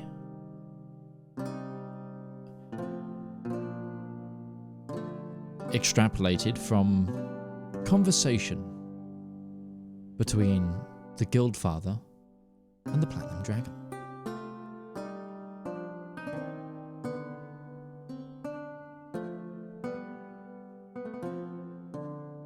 Makes sense that he would show up on referencing the end of the Dragon's Age, but yeah, that sounds like something that Breton's going to spend the next couple hours Sure. studying into. What you seem to get from it, specifically, is that the often forgotten Age of Dragons is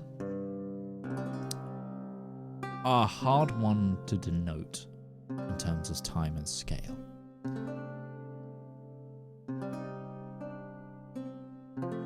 It didn't end in the same calamitous way that, say, the War for the Heavens did, as it was a breaching time between the elemental and the fiendish devilish, and it was more of an overrunning.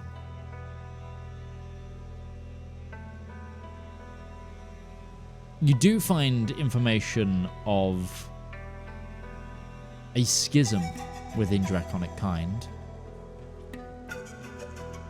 where the two sides formed, what you would know today between metallics and chromatics. And it is the Platinum Dragon that is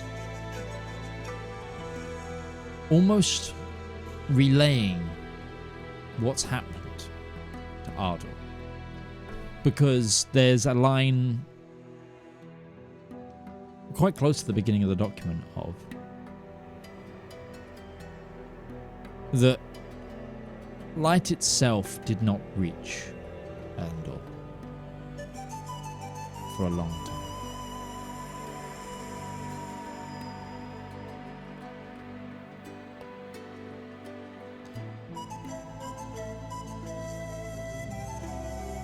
What you do find out, though, is the original dragon god was, in fact, a gemstone dragon. One that bridged the gap between metallics and chromatics. And it was in their demise the schism formed.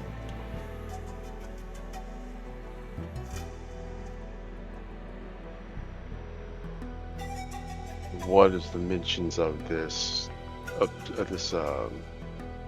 crystalline deity? Did they have a name, even? Or, presumably, they had a name. Is the name recorded? Does the name exist?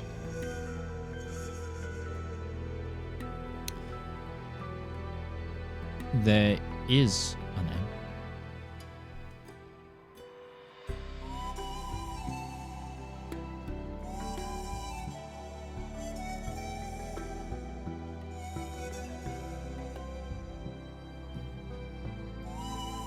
Etar.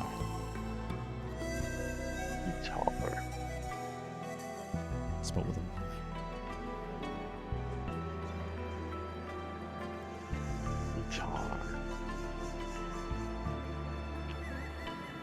They fell and caused the schism between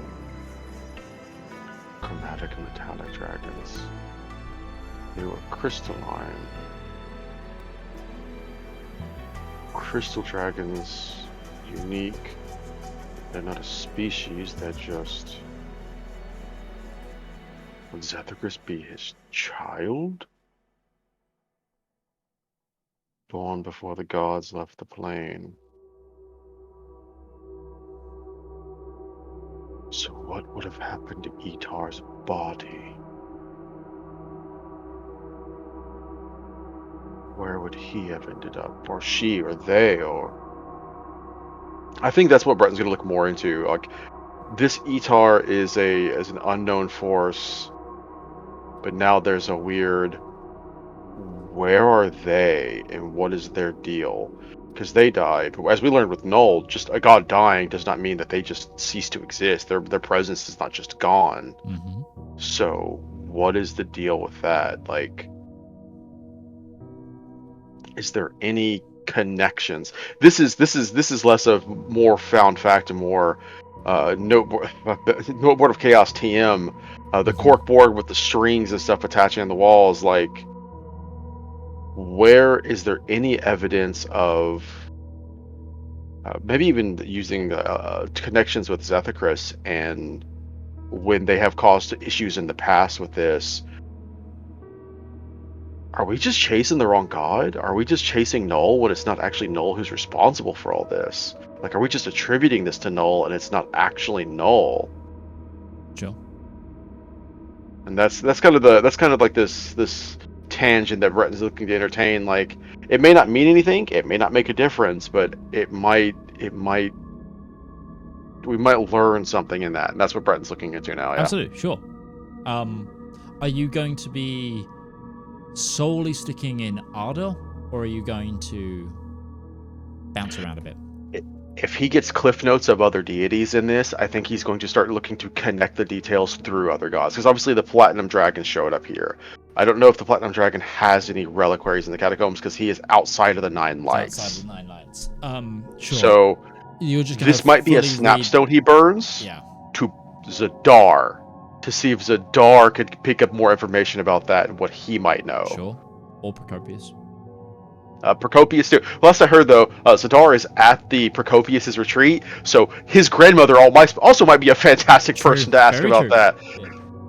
That's gonna be fun in So- conversation you're gonna have with yourself, though.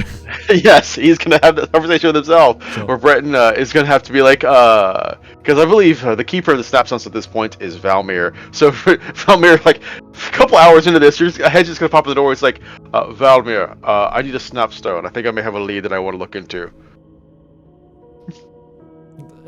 He will use that. He will send a message to Zedaar that is quite succinct of Zedaar, looking into the end of Age of Dragons, learned about Etir, chromatic god.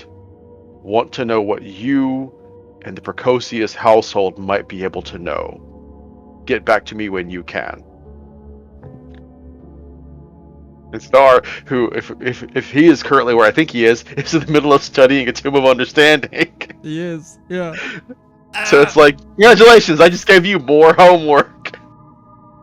What is it with you and giving us all reading? Somewhere I'm really interested to find this myself, but at the same time, this is very dense knowledge, and I am trying to grasp it to the best of my ability. There you go. I feel you there, brother. I feel you. I feel you good. 'Cause- Welcome to Ninth the level reading spells. montage. What is there to do at the end of the world but read and try to figure out if there's something you could have I'm done go- better? I'm gonna come back to you as you continue your research. Sure. Valymr, I'm wake gonna up. step away for a moment because we're at 2:00 as well. Oh shoot, yeah, no, we'll take our break and then I'll come to you, Valymr. Sorry, we'll take the 10-minute break here. We'll join us in 10 minutes time where we'll be back with more knowledge.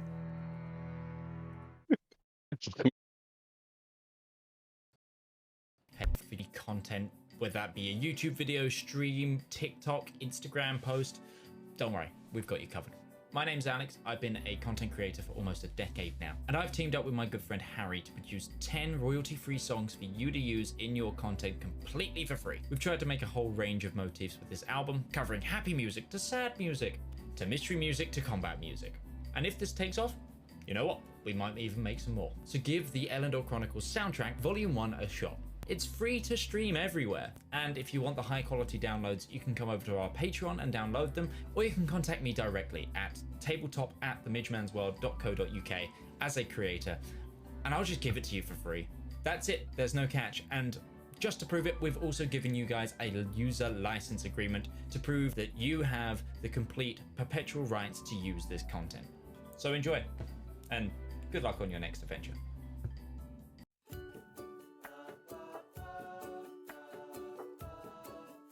Oh, good day.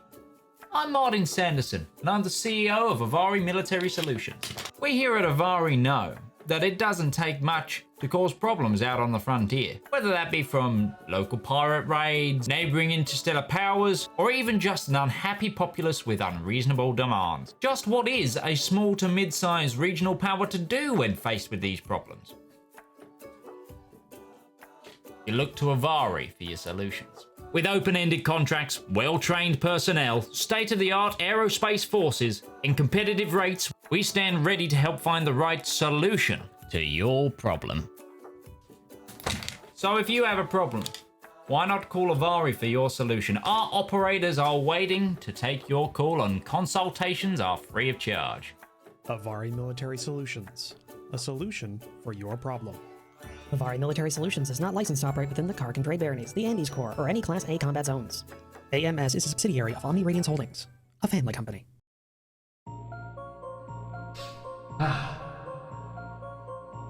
When is a story more than a story? When a tale is more than words on paper? When is an ad more than the script it's written on? In the darkest and deepest annals of our own history, worlds of wonder and splendor burst through like a blister made of hope. From the brain that's rattled and riddled with madness, a radiant pustule. Writing, art, that's storytelling. That is the true lust of life.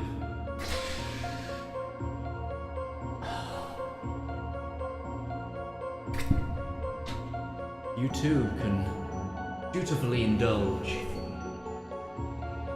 in art like fans of the greats. Shakespeare, King, Tolkien, Seuss, Mercer. You too can indulge through Twitch Prime. Get an extended access to a wealth of knowledge with a simple click, an emotion so small that it could endlessly amount possibilities. Embrace those feelings. Support art. Support the component cast.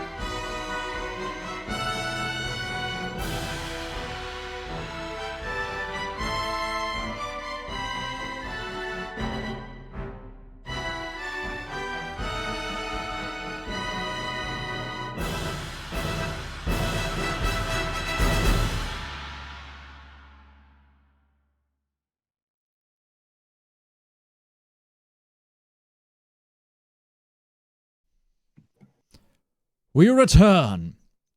So, Valymr, I got you to roll in the interim. Yes. You rolled me 18. an 18. With an 18, and you're specifically looking into Thundersmith works. Yeah. You start to have a look around the Thundersmith's halls, and it's a lot more interesting. All of the rooms have their own unique flair to them, very, very similar to the Nine Lights having their own flares. In Indar's chambers, shall we say, there is a small workshop in the center, a ceremonial workshop. Okay. There's a forge. There's a there's like a anvil. The anvil in the center really stands out. It's like made of a white metal with like gold inlays. It's all in dwarven runes as well. And then like each side of the workshop is surrounded by like a library on each side. And areas to sit and such, as they all have. There's also a lot more manuscripty kind of stuff. There's a lot more like, this is just a stone tablet. And there's a lot more like, I take it you've been to an IKEA. You know, you've gone through the shop floor bit, then you go into like the warehouse bit. And then in that warehouse bit, there is like a section where it's just like loads and loads of just rolls of paper and such, where you can pick up manuals and catalogs and stuff. It's kind of like a bit like that, to a degree. And there's a few things that stand out. There's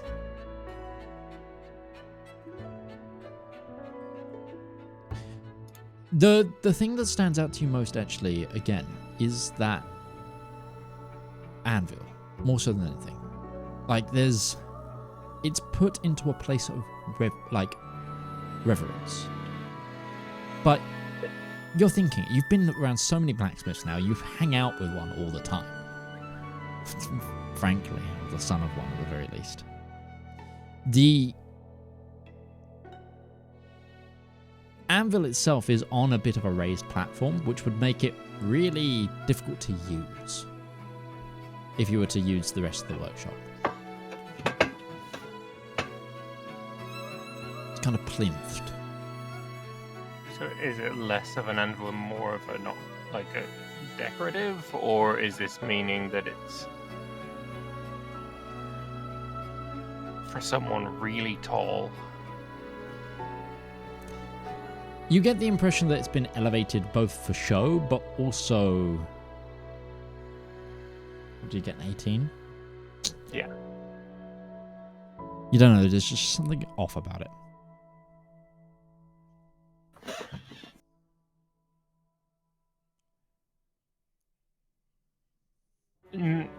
I wouldn't say I would know like a gajillion things about smithing, but I would know that an anvil needs to be of a hard metal. Yes. And is it a hard metal, or it's not silver, right? Or, You're gonna go, gold? It is. You're gonna go tap it? Yeah. Okay. Does it have the same feeling as like my breastplate or mithril I've had some experience with as well? You tap it. Super lightweight. Almost like it's made of plaster. Oh, it's fake as fuck. And it's coated in some sort of shimmering material. It's like putting blowing up a balloon and putting glued newspaper on it and then painting it. Paper mache, you mean? Yeah, paper mache. Everyone's made a helmet, right? I mean, at a certain time period, Britain made an entire an army out of it, so...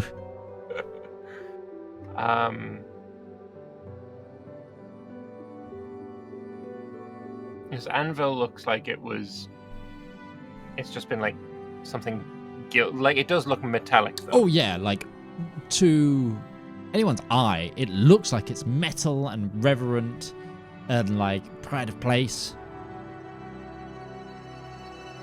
Can I lift it? Sure. I would lift it then. Yeah, this thing weighs about like 5 pounds max. Is it fully enclosed? Like it has a bottom, or is it an open bottom? Like, is it hollow? It feels like it's been entirely enclosed. And actually, as you pick it up, There's something inside. Yep. Does it look like there's any openings, especially on the bottom? Am I alone? yes. Because Breton specifically said he's borrowing the Archbishop. Can I see if I can poke a hole in the bottom so that when it's placed back down, you can't see that there's a hole? Sure. What are you poking a hole with? Let me have a look. Because I've got a dagger, but it's just a dagger. It doesn't say it's made out of any special metal. I mean, I can bring out the glaive. It's not a problem, right? I've got more control with a glaive than a dagger, right? I'm attuned to this thing. Uh-huh. I'll bring out the glaive and then just give me a sleight of hand check at disadvantage because you're trying to use a glaive as a knife. Can I preemptively use another point of luck? You don't need to preemptively. You don't need to preemptively use one. Okay. Just roll. Disadvantage, sleight of hand. So I'm going to use a point of luck. Okay. Do I roll it again at disadvantage with the point of luck? Yeah. Okay. Well, no. You just roll another d20. Sure. I don't know. Sure. For fuck's sake. 8. So an 8. Okay. Yep. You go. You start cutting, and then it's like, and you like rip a whole corner of the bottom off, and it's like kind of flapping. Mm-hmm. And like plaster kind of goes. Well, hole's there now. Can I like tip it so that the whatever was inside comes out? Sure. What comes out is a whitish metal medallion. Probably about a softball in size. Okay. On one side is a hammer surrounded by lightning bolts.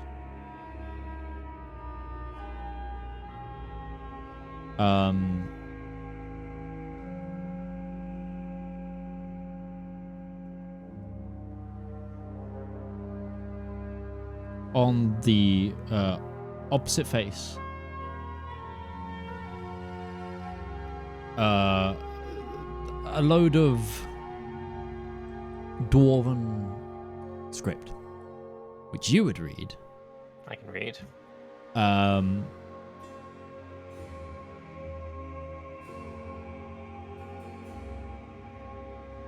It says on it, "A gift to you, the shiniest of pearls."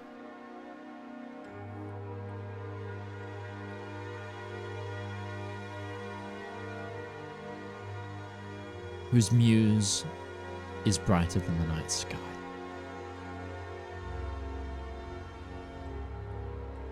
That makes me think it might be talking about Avabella.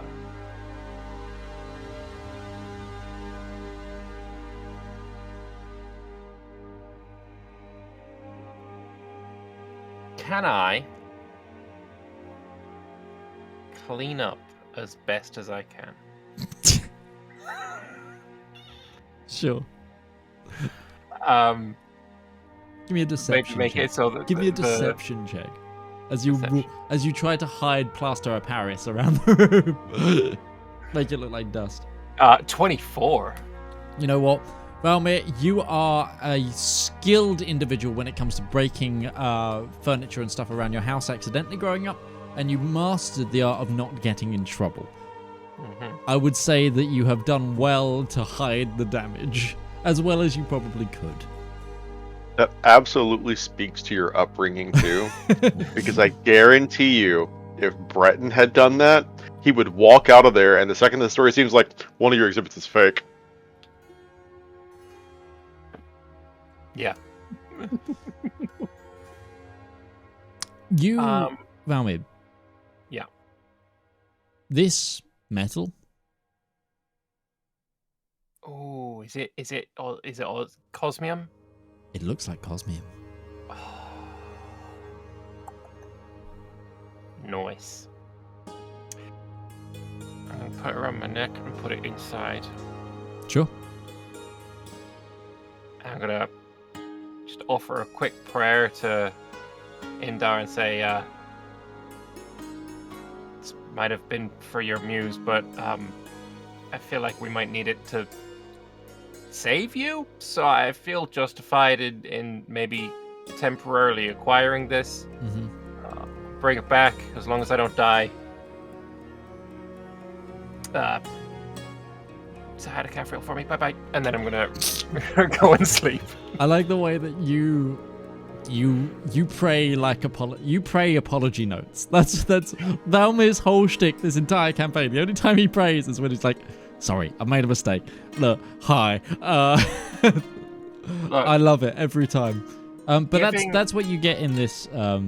That's the thing that stands out to you. There are also other there's a lot of research manuals in terms of working with certain metals, etc. anything for working with any mention of cosmium. There's a lot of mention of cosmium because Indar was known as the person who worked it. So there's a lot of especially the Nine Lights Panther, it's very common knowledge that cosmium is the metal of the gods that Indar used to reinforce the armies of the heavens. You know. Mm-hmm. Can I specifically look for any hammers? You want to look around the room for hammers? Yes, as in forging hammers, war hammers, that kind of just hammers. Sure. That would be because you went to sleep for half of this 8 hours. Yeah. That would be at a latter time. This is kind of what Okay. you've got. Surface stuff. There's definitely some hammers around. There's actually there's lots of forging tools hanging on the walls and stuff. So there's stuff to look at, and you've identified that. It would take more time, which I don't know if you guys are going to do because I'm trying to bring you to the same research period. Right, Breton, to close out your second half, you were trying to cross-reference. Yeah, he had just learned about Etar. He was trying to look more into the end of the Age of Dragons. Mm-hmm. There was a mention from the Platinum Dragon how there was a period of time where the light just did not reach Elendor at all. It was a time of the Elendor was bathed in. Maybe this is just me speaking hyperbole as a DM, but it was bathed in shadow, or there was just no light to cast shadow is a better terminology because you need light to have shadow even. Mm-hmm. And Sure. it was weird, and that's weird to me because as I was reading that was the Platinum Dragon speaking to Arda, who is the light. That was the Platinum Dragon telling the God of the Sun, there is no light here. Yeah. So yeah, curious. Looking into cross-reference now, I think as I had said, time to think about it, I think Breton wants to full-on look into the fall of A-Tier. He wants to know, how did A-Tier die? Who was responsible for the fall of A-Tier? If it's something where unfortunately, if he believes that might have been the Platinum Dragon's doing, and even the Platinum Dragon's counterpart for the Chromatic kind, if they did that, but the way he was reading that, it is his fall is what caused the schism. Mm-hmm. So now the way that I'm trying to picture this is this a thing where the Platinum Dragon existed before the schism, or the Platinum Dragon came about because of the schism? Or is the Platinum Dragon too dragonkind, the hero that never was to us.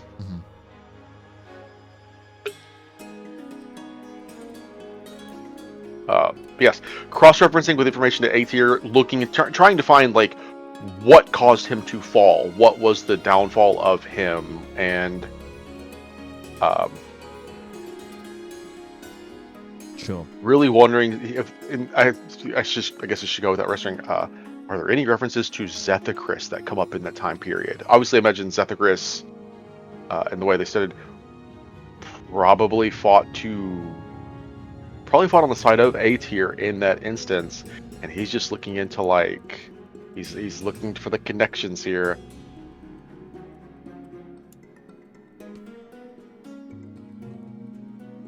Sure. So there's not a lot of instances in Elendor of gods dying.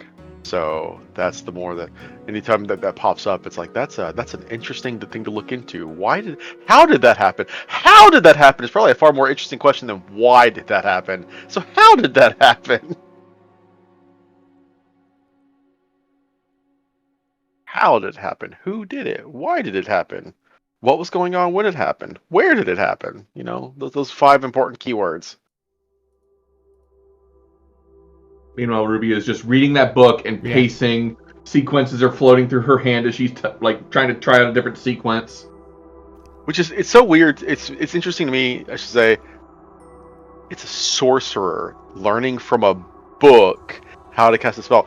I imagine this is so foreign as a concept to Ruby, who your spells have come so much to like natural talent and testing and learning of your own abilities, more so than what actually goes into crafting a spell.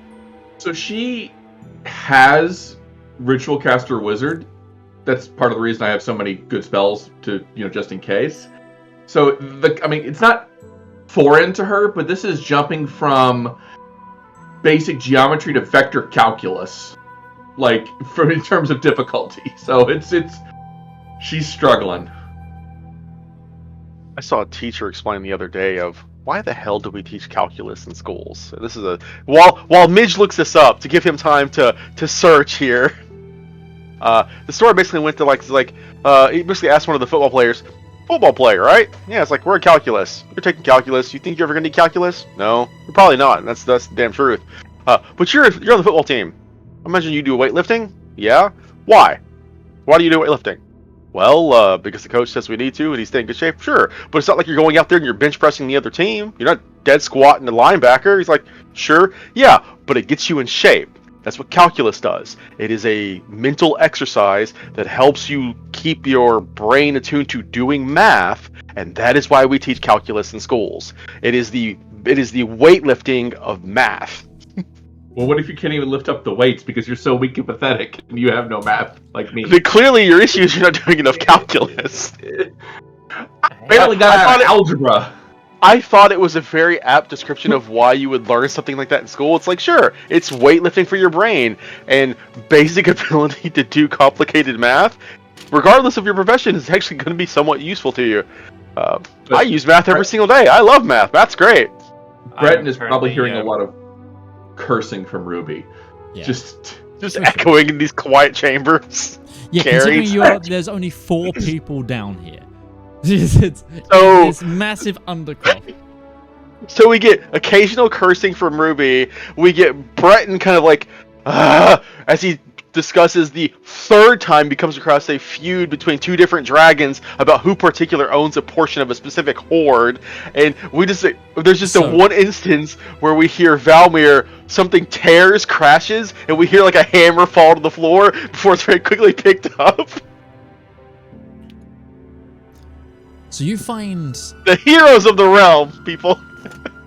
you find information on the death of Zedaar. As you run around this room, other gods. You actually find this in Luster's halls. You find more information there. You find that Zedaar was killed by his daughter. His daughter. Yes. The Zedaar. chromatic mother. Mm-hmm. Zedaar. Zedaar. Spelled with an X. Okay. Of course it was. XERAURA. Of course it was.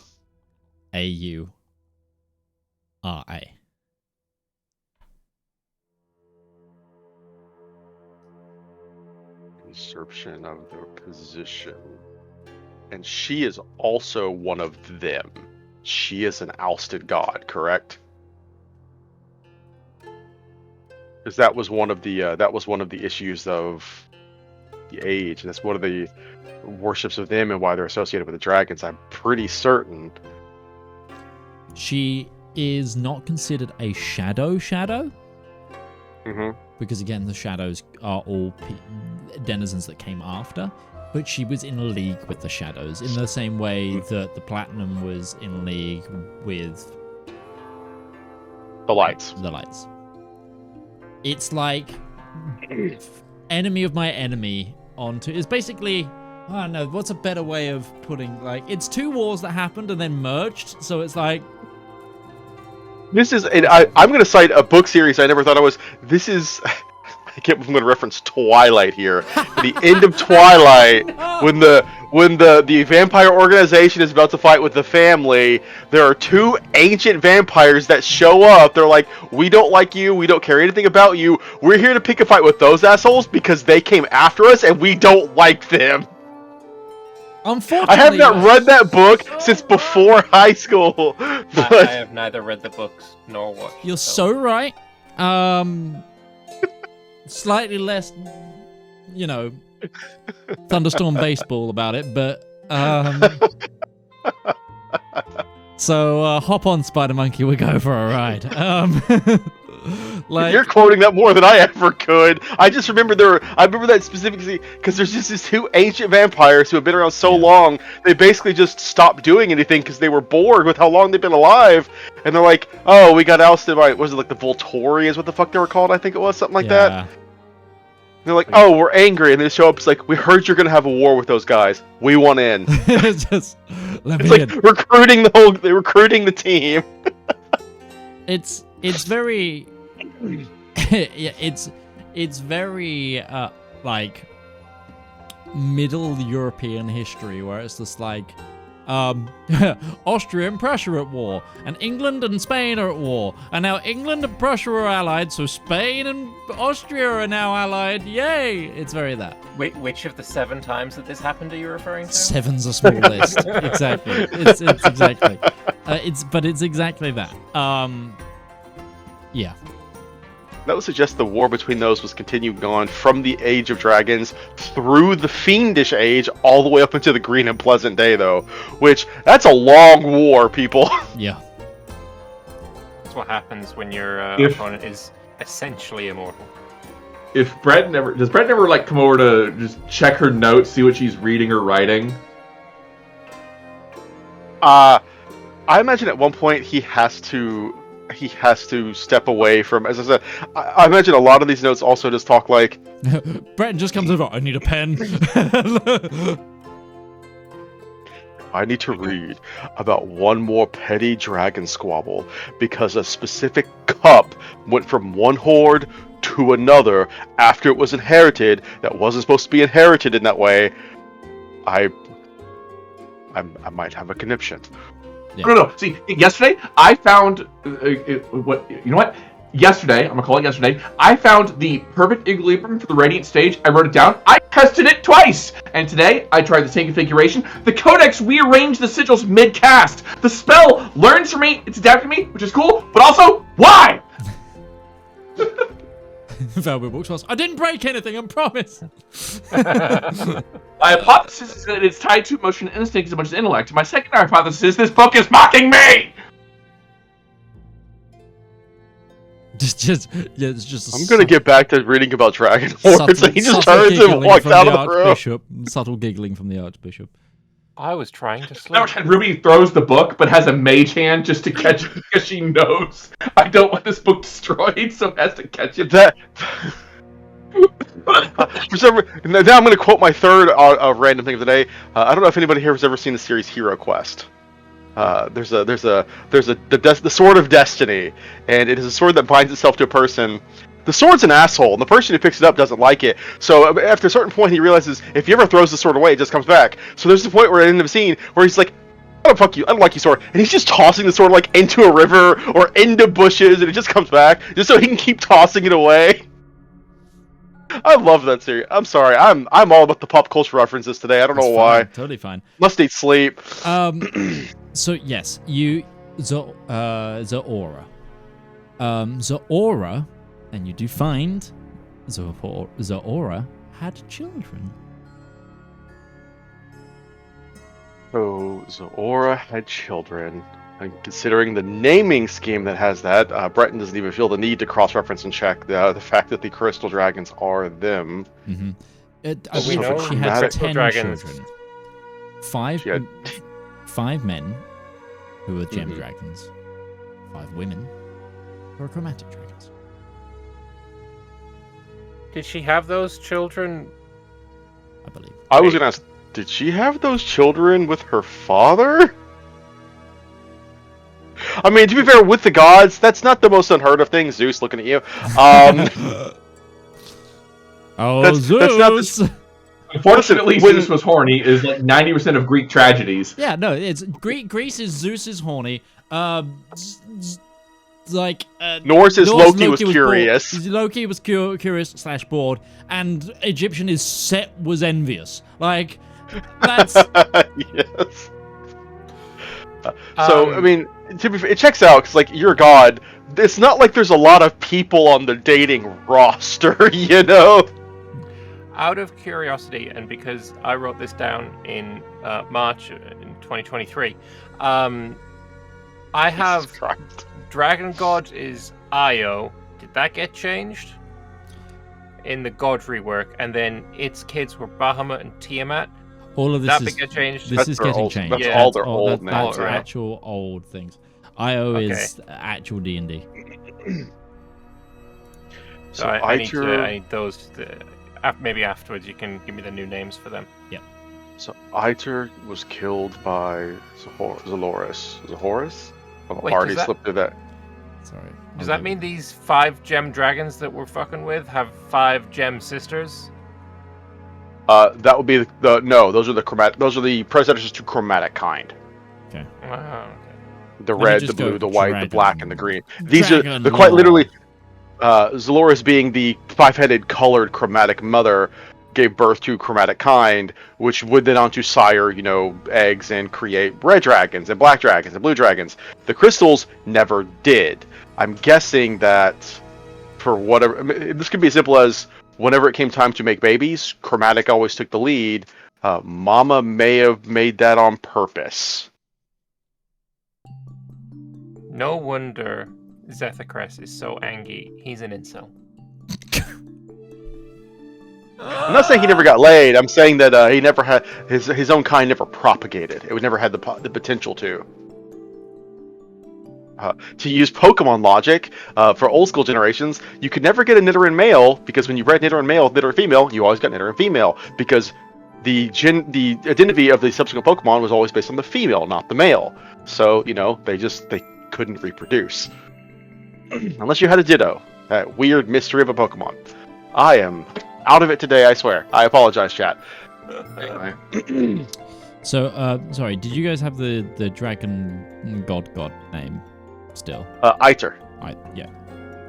So that's Goes up. the rename for... Or sorry, Yatir. It was more like Yatir with the way you're saying it. I think it was YTAR. Yeah, it is. That was the first, and then we had Yatar Zora. and Zaora. Zaora is one of its kids. What was the other Chromatic one? mother. Yeah, the chromatic mother. And the platinum dragon. I don't know if that one. I think we've gotten the name of, but I definitely do not know it, which I should, considering I played Zedaar, but I also played Zedaar back when it was Bahamut. So I don't think I've given a name since we changed from Bahamut. that's just Yeah. the native, and that's just what it's called in Draconic. That's just how it is. So- They're very traditional like that. Yatar had the kids Platinum Dragon and Zaora and the chromatics? Oh, sorry, and the gems? So what I inferred, and I don't know if this may not be true, but Etir and Zahora, they essentially had 10 offspring, 5 crystal, 5 chromatic. Yep. Okay. And is Zedaar still the kid of Yatar?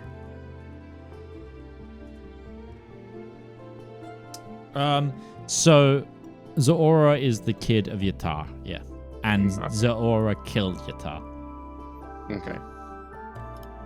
She usurped the position, and that is what caused the schism between chromatics and metallics. Yes. And also left no place in the world for crystal dragons. Mm-hmm. So, are the crystal dragons on not good terms with Mamba Dearest? That's curious. I might have to look into that too, but I don't know who I would look into to find that information. You would, as far as you know, the crystal dragons seem to be on good terms with Mother Dearest. Okay. Because what you've been told is they were pledged to her as their deity. And that is why you can severely weaken them with the null, where you can see, so you can weaken the Nullian influence over Zethacrest, because he's not pledged to null properly.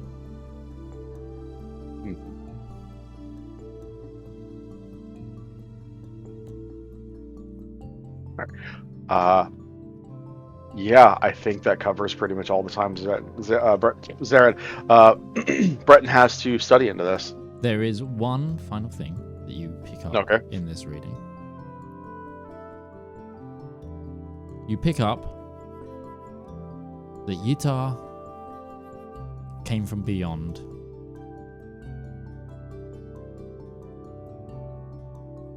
And was not native. So Yatar was like Luster. It was a pre-Elendor deity. Mm-hmm.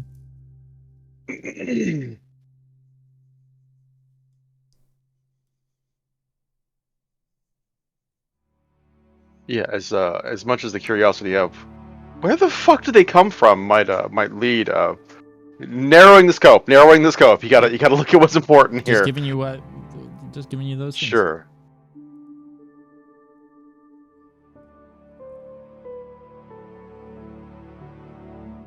We really don't know anything about Yatar other than they were the predecessor to dragons and they came from beyond.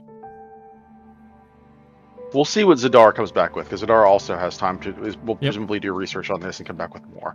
But yeah, I think that covers all the information we have. So yes, with that knowledge, those of you who didn't rest, give me a Constitution saving throw, please. What if I did one earlier? Did you? Yeah, it was a 17.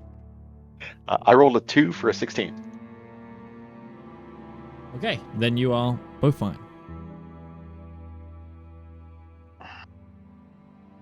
Eventually, Tired, Ruby but walks you're out. not exhausted. Ruby walks out of her cubicle, just going. I imagine Breton feels just like I do right now. Yeah, possibly. You can all decide what you're doing. Had a First off, whoever the letter B is, it was a B, right? It was a B, yeah. It was a draconic B. I remember that specifically. And fuck off! But she is going to take the book and stow it. Yep. Breton's been researching dragons all night. Did a dragon with the name of B come up at all? Biff. Biff the dragon, yes. Hey, butthead! It's Bella Thacarius is what it is. I'm calling you Biff. How's Biff sound? In my head, I just keep getting the name Borneo. It's not. It's a country. I know it is. I know exactly what Borneo The three different types of players. One assumes his name is Biff, one assumes Borneo, and one is Bella Thacarius. I suppose that's like... I like history. and history games, and Borneo is in all my history games. I mean, That's where I'm getting it from, I guess. B is not a common letter in Latin. I'm going through my lists. I'm just seeing if out of curiosity now, I'm going, do I have any B names on dragons here? The only thing that comes up is a guy called Decimus Blandius. Blandius it is. He's very boring. Blandius! Imagine getting the business from a guy named Blandius. Oh, if you were looking for Latin names, Balbus is Latin name. Also, the guy who is Justinian's general, he begins with a B as well, if I'm going historically. You could also go Belisarius. Belisarius as well. Is that the one I'm thinking of? He was the Eastern Roman Empire general who reconquered Rome and... Yeah, Belisarius is the He one. also forced the Primaris. Wasn't he under Justinian? He's under Justinian. Yeah, Justinian's general guy, yeah. Guys are fucking nerds. Fuck yeah, we are. We're playing D&D. I mean, that's what I'm saying. Yeah, anyway. You're in good company, Beth. We know. Esoteric Roman general. Are you saying you don't? I was straight. The best Roman general. He said Belisarius. I went straight to 40k. I said, yeah, he's the guy who formed the Primaris Marine. Yeah. 10,000 years on Mars. Well Makes sense to spent. shock you guys, but Beth is not an enormous Warhammer fan. Fair. I know. I'm now almost Belisarius fan from Warhammer. Yeah. Anyway. From our space. Anyway. Born into the Purple aside. Yeah, you all regroup. Did Coffee. we get the B name? No. Okay. Bob.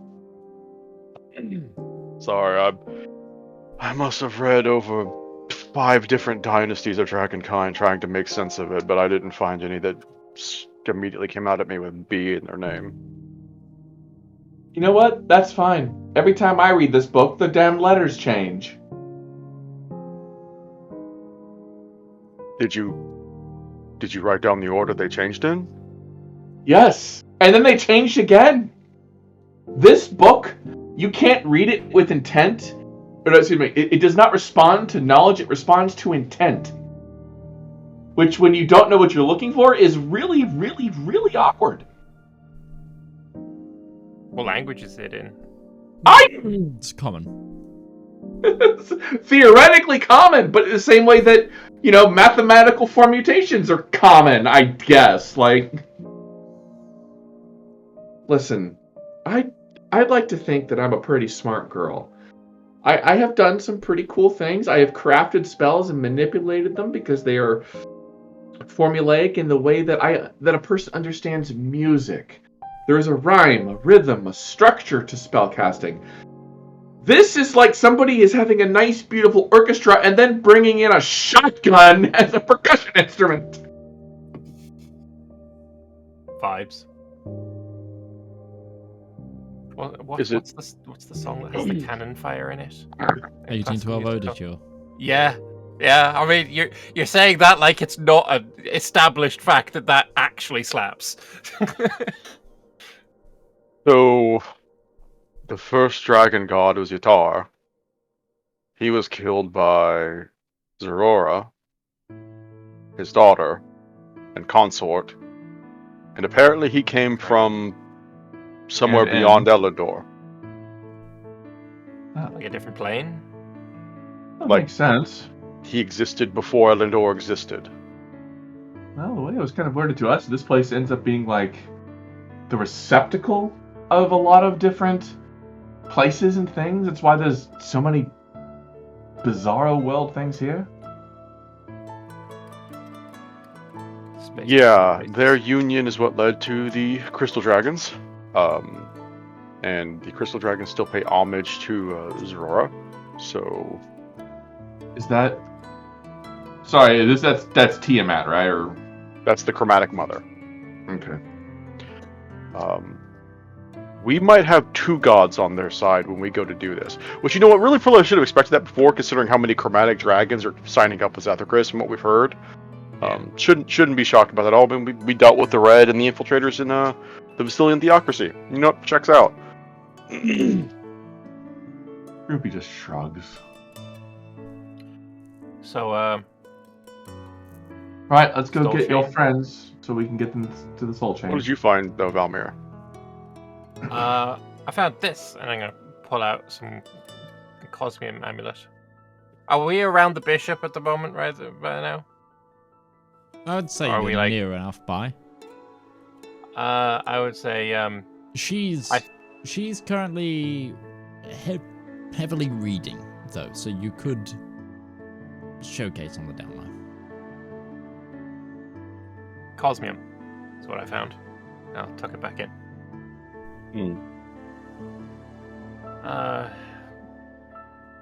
Not too much else. I mean, there's lots of scrolls where Cosmium is mentioned, but not a dedicated, like,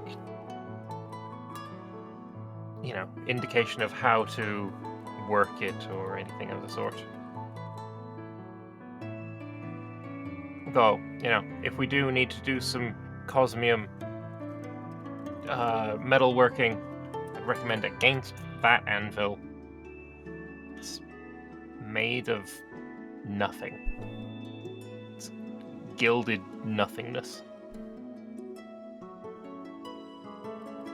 Looked good though. It was a fake anvil. Yeah.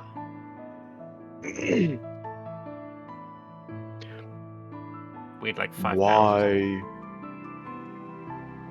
Why make a fake anvil? to hide this in. So where's the real one? I would assume in the place we're going. Shit. What's it called again? The Zardom? dwarf place. Zardamadura. The Zardom is what we call it. Yeah, it's the Yeah. shorthand for it. I would assume in the Zardom. But the rest of the forge was real. As insofar as forges looked, I mean, I'm not a smith. I've never made more than a dagger. So I couldn't say for sure. The hammers, they weighed like hammers. The tongs, they did the click clack thing. So everything that you would need to forge was there except for the anvil. I don't know if the fire worked, but yeah. My point is, so what's significant about the anvil? It was decorative, and I mean that's like I say, that's where I found this medallion. It was inside it, but I guess I don't think it was the point I'm trying to make, Valymr, is the one that is here is fake. And assuming that the rest of the forge is intact and works, they chose the anvil to make a fake of, to hide something inside of. Yeah. I guess I'm just wondering, does that mean that the anvil that it copied is significant? That is a good point. Maybe the real Indar's anvil is significant, and maybe that's how we can identify it in the Zardom if it looks the same. I'll do a little minor image. It does look kind of special. Why is it set so high? It's been propped up for you, Breton.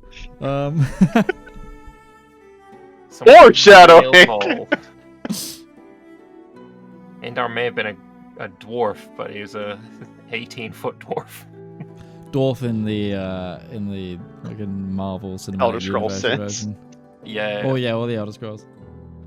The Dwemer and Elder Scrolls were called short people because they wandered around with the giants, who obviously were much taller than they were, so they became the short folk. Fun fact: they were actually the tallest race in Tamriel, aside from the giants. Sorry, I am full. It's all Anyways. Okay. So, do you have anything Right. else you guys want to discuss, or I think let's have breakfast and coffee. sure? For those of us that didn't sleep, because it's going to be a long day. If we're not awake now, we'll definitely be awake when we get into the water. Right. Nothing will wake you up like plunging face first into ocean.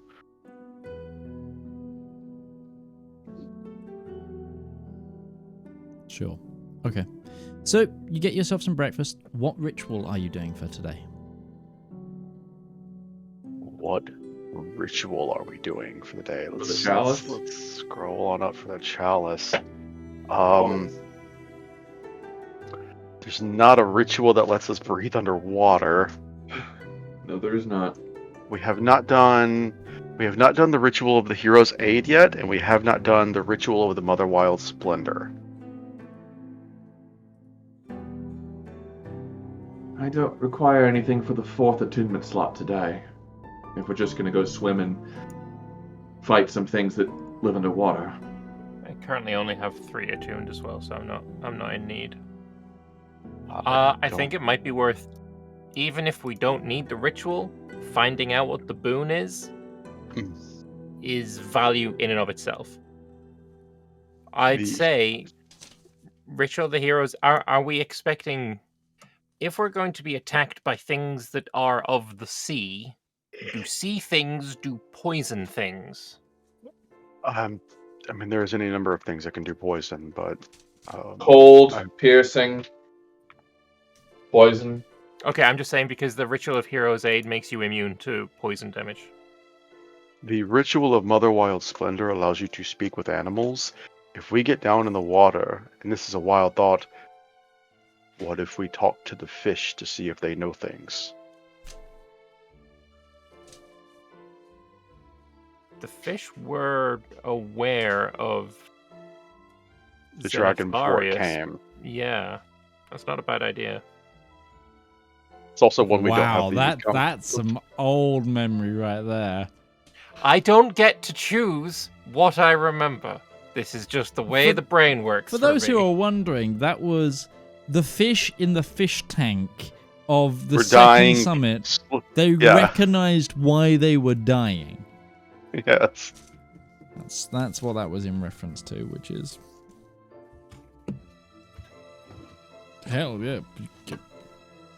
We can't remember proper nouns, but damn if we can't remember just the most asinine shit. Just when I'm being esoterically creepy with dying fish, that scars apparently. It hit the spot. Alright, I might vote for Mother Wild Splendor. Those 3, the boons as well, the aids into that would also potentially help us significantly. I agree. Is that 3 each? I do believe it is 3 for each of us. All right, sweet. Yeah, Ritual of Mother Wild Splendor, sure. Like I say, my vote was equal between Heroes Aid and Mother Wild Splendor, so I don't care which. It's fine. We'll take a Mother Wild then. Sure. Okay, so let me get the. The boon. Yeah, I'm trying to remember where I put my boon notes. In Where your did I boon write? book. Where did I write these down? I wrote them. I know I wrote them on. Look, I've got like 30 Google accounts, and I'm just trying to work out which document I had open when I wrote this. I have a. Sorry for you, Mitch. It's totally fine. So anyway, while I'm doing that, I can also describe the ritual. The ritual of Mother Wild Splendor is the large chalice erupts with plant life. Vines begin to spew out of the top, covering the table, and they begin to appreciate with almost vine-like bowls appearing within the vine strands themselves, filling with fresh fruit.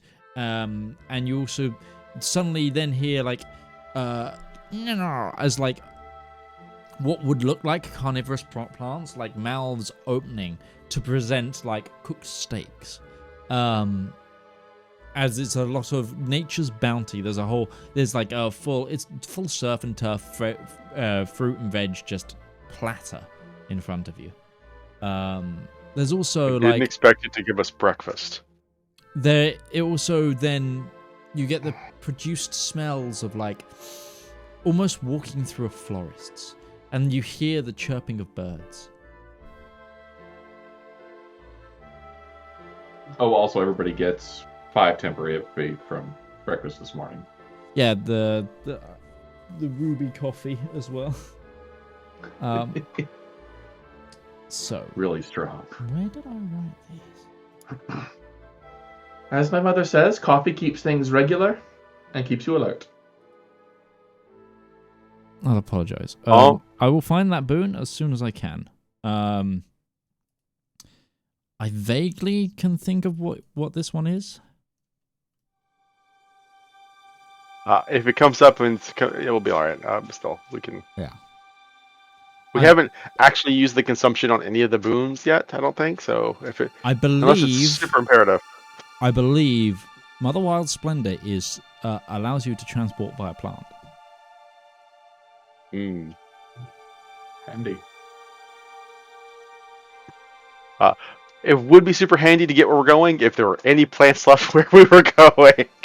Yeah, totally fair. We are going to Scorched Earth policy number 2 in the middle of the ocean. That could be a way to get onto Dragon Island. If we knew of a big enough tree there, with scrying perhaps. I think there will be a far more important rite that we're doing before we make our way to the Dragon Island. Oh, yeah, but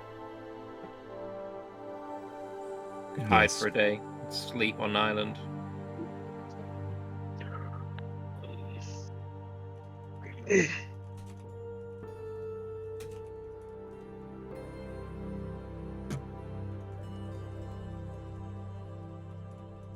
I wonder if it requires not just intent of one mind, but all three. It was transport via plant. Did just confirm. Right? Ruby's still musing the spell book. She's just... Oh, absolutely. I wouldn't expect anything less. But okay, so you finish your ritual, your morning ritual of both breakfast and rituals, and you are ready to set out for the day. I'm all about some surf and turf. Let's do it. I don't know what that is. How are you traveling? Where are you going? Surf and turf. Surf and turf? Fish and steak. Fish and steak. Oh, That's just the name of it. Surf and turf. It's a catchy name for fish and steak. okay. It's one plate with like one on-land option and one from sea option. Yeah, usually it's steak and shrimp is a big one in the steak and States. shrimp, Like, scallops and scallop. something else. Yeah. Wouldn't have thought of putting together. Yeah. It's just high protein. You know, it's good. And you typically will get a side of like mashed potatoes or something with it. I usually It's do a heavy salad. meal, but it's good. I usually do a salad and garlic mash. Anyway, Lobster's another one that couples normally in a surf. and Lobster is one of the high-end places you'll get lobster and steak. Yeah, I've never had lobster. it's good. I like turf. lobster. I believe the original original combination of a surf and turf is lobster and a fillet, like a filet mignon. Anyway, how are you transporting yourselves to the? By first, plants. No, well, no. so first you are meeting up with the divers. Yes. We don't have any. We're taking them with us. Yes. Yeah. Also, we don't know any trees on over there. We're gonna have to teleport to the isle. Yeah. Transfer by plants out, but not back in. Mhm. Well, you need a plant there to go out. So unless we can find like a really robust algae stalk down in the, we'll have to leave Valymr behind. Come back for him the next day. Anyway. Well, that'd be the same issue because we're teleporting there. It's like shit, we can't get out again. I guess we'll use transport via plants. It's an endless cycle. Anyways. You've got the stuff of the Voyager in a teleport. It's fine. Anyway. Let me find that prince's name. Oh yeah, I need to tune to that, don't I? If you want to use the Voyager stuff, because we don't have the ritual of attune, yeah. I don't think I'll need the sapphire buckler. I hope. I don't know how easy it is to swim with the shield on. We will tune to the Voyager staff. Either, you know, having a shield like that on, either it makes it a lot easier to swim or a lot harder to swim. There is no in between. I'd say a buckler would be easier because it's basically a big fucking paddle. Paddle. Anything larger than a buckler would be just an annoyance. The issue is you run into like the paddling mentality, where it's like one of the stronger person, you're just kind of very slow, like listing off to one side constantly. You gotta keep correcting yourself. Clearly, you Yeah, have to do it in so a I've dog got- paddle and just go I've underneath. got Godmother's Gift, the Voyager Staff, and the War Weave wand. You meet up again with the Prince of the Eastern Water Tribe, who has assembled 12 of his best divers, ready to help. Divers and shipwrights. He turns to you, Ruby, because he remembers you speak Elvish, and he says, "Ah, good morning. We are ready, if you are." They're ready. All right. We don't know what state things are going to be in when we get there, but we'll make do. Breton will take out the sending stone and just send a quick message to Zep. Zep, we are on our way. ETA less than a minute. Copy that. It'll be good to see you. I have much to show you.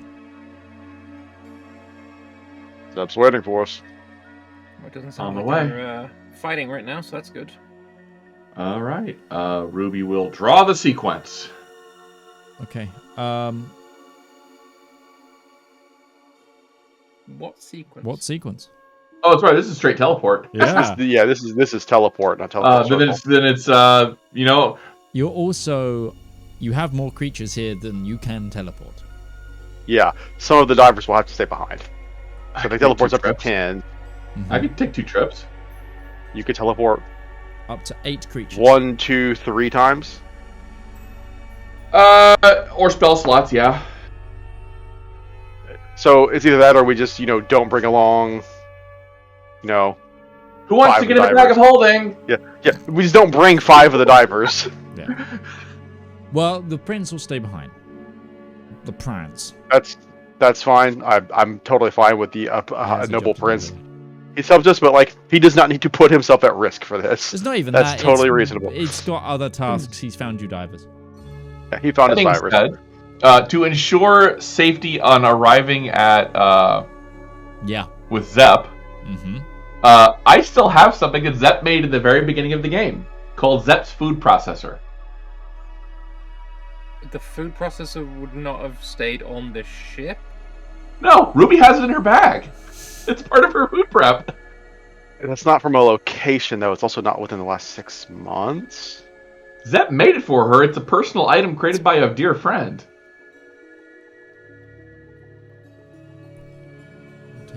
Yeah, but it's not an associated object taken from the location. Associated objects are taken from the desired location within the last 6 months. That was from you could do it from a person. You don't teleport to people, you teleport to places. Yes. I will You try to get us as teleport close as I can. You teleport people to places. Breton has also been watching Valymr this entire time, by the way. This is a really good point. Valymr, obviously you have your cloak of the manta ray. Breton is not wearing his plate mail right now. I don't need to worry about that because I'm not going in the water, so I'm not swimming. I can keep my armor on. So I don't. Of course, Valymr. And Yeah, Breton has not had the heart to mention that if we go off target, we might just end up in the middle of the ocean. I spend every single spell slot just misty stepping through the air trying to get to the land. Like a cat 'cause, trying to jump out of a bathtub. We're teleporting to an island. Teleport can end up to 100 miles off target. We could end up 100 miles in the ocean. And Breton's just like, I'm not going to say the anything. most familiar Not gonna say it. place that you have is the destroyed island. Yeah. That Which we was consumed by the casually. water. The location is still the same-ish. Either way.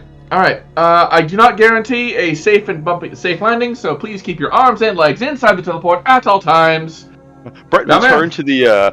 turn to the crew like, I don't suppose any of y'all have water walk, do you? She's holding up the staff. Okay. The divers don't respond to Breton. Fair enough. Okay, here we go. Tink, tink. Okay, Beth, roll me a D100, please. I love rolling these. Do I get a saving throw on this, by the way? Oh, 97, baby! 97. 97 is actually really bad. No, I thought that was the other way around. 97. Do I get a saving throw on this, by the way, to resist No. being teleported? It's up to 8 willing creatures within range. Actually, it's only 9 people. No, you want a 97. No, because we've only been... It's on target. It is. It's the higher you roll is better, not Yes. the lower you roll is better. Yeah. Yeah. I am almost perfectly on target. Off by 0.65 centimeters. Sorry, I'm just reading through this because the place that you're trying to go is a description level. Yeah. I'm still good. So with 74 to 100 threshold.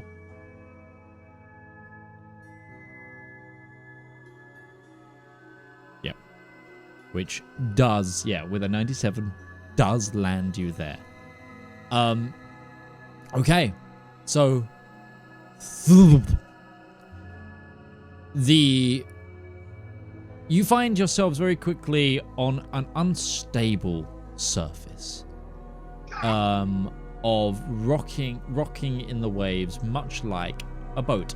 You are on a large pontoon that goes out for about 100 foot in each direction. There is a large central square. Around this pontoon there are walls.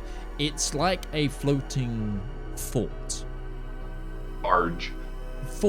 Fortress barge with a hole in the center. There's rudimentary towers, one on the northeast and one on the southwest. But the rest is all flotation, and there is a rock to this with the waves. You hear seagulls cawing as they have found this, object in the middle of the sea, a great place to rest in between the times that they are, loitering, fishing. The taste of salt and sea fills the senses. As around you see a lot of as you appear in the middle of a lot of people working, but you do. You're gonna be going, hot damn! I made it. You do see a lot of somewhat familiar individuals. Quite a few of the people here are crew members from the Skyfire. Hey, they made it. Who survived going down with the skyship. Yeah, see, nothing more about Valymr. Yeah. You also hear a of thrumming motors and engines, as well as the Okay.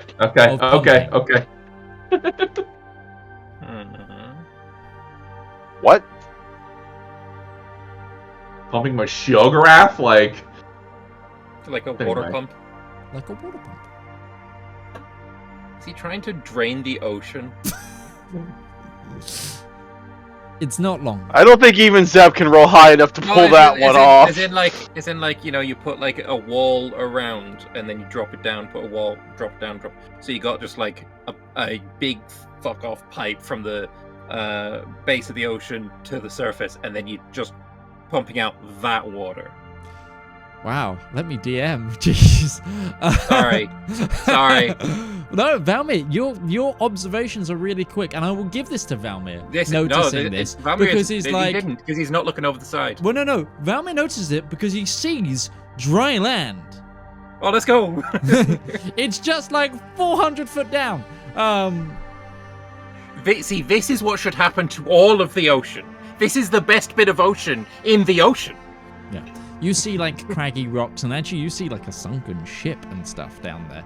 It's not fully drained yet, but you see that Zep is pumping his way to the bottom for easier excavation. You know, if anyone else would have told me they were trying this, I would have called them crazy. But Zeb walks over, sees you, and runs over. I think he'd give a hug to everybody after seeing them. It's so good to see all of you. How have you been? Thank you for coming. As you can see, we have been getting our way down. We've been starting around the site of where we think the soul train has descended to. After this, we will use the same contraption to hopefully raise the Skyfire. Sure. We've been busy researching, speaking, conversing, and discovering all the ancient secrets that, because the sky is now red, apparently are not so secret anymore. Well, It's good to see that you and, well, almost the rest of you are doing well. We've also brought, and he'll gesture over towards the team of divers that have arrived with us. We've brought some deep sea diving help to see if we can't narrow down where this soul chain is. And also to help against being attacked, because that's what you're having trouble with, right? Yeah, we've had a few incursions. People keep, we've noticed, disturbances. We tried doing a singular dive technique before, going down just with divers. But the soul chain, it has created an unstable aura down there. And with what's going on up there, whilst it's nice to be able to work at all hours without dealing with, the pesky sun going down, that has also caused us some issues. It seems our enemies have also been trying to swim their way down there. However, they have not had nearly as much luck. In fact, they have been thrown off just as much as we have. Which is now why we are going for this pumping technique. And have they made any attempts to disturb your progress? A little, but it seems they are going for a more covert route. The only reason we caught one of them is a carcass made its way to the surface. Dragon? Yeah.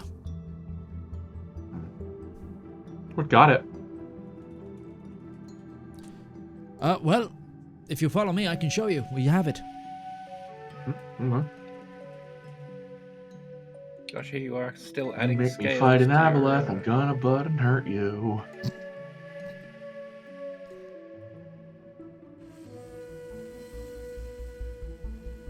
If the word begins with a K or an A, I don't want to hear it.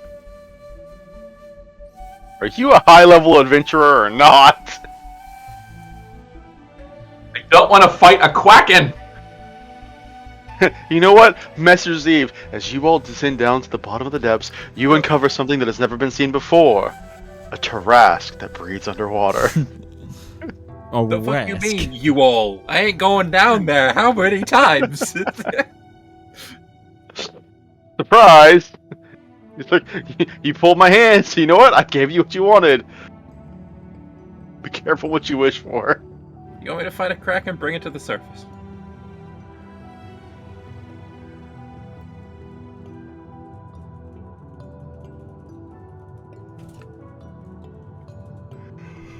Yeah, we're following Zep. He wants to give us the tour, I'm sure. Yeah, so he goes over to where the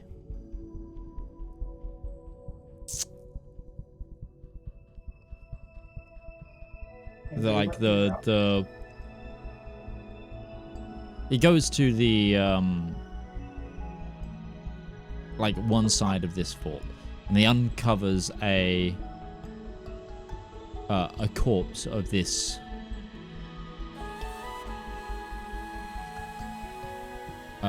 dragon. It seems to be like a green dragon. But you see from it, it seems to have had like some sort of one chunk taken out of it. But also there seems to be like areas where there seems to be like cauterized wounds. Cauterized wounds. Take a closer look at that. Cauterized wounds suggests burns. This is going to be a Underwater? really awkward question, and I'm not sure how I would discern the difference of this, but there might be a way. Did it seem like this was burned, or did it seem like this came into contact with something that was superheated? Is scalded as opposed to. Yeah, the difference of like your hand being burned by fire and your hand, falling into boiling water.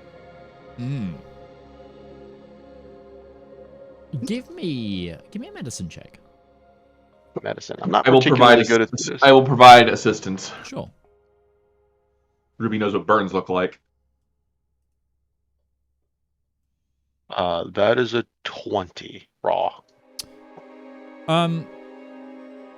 It looks like areas have been burnt, but more as you take a look at the wounds, you see like bulging veins as well near those areas.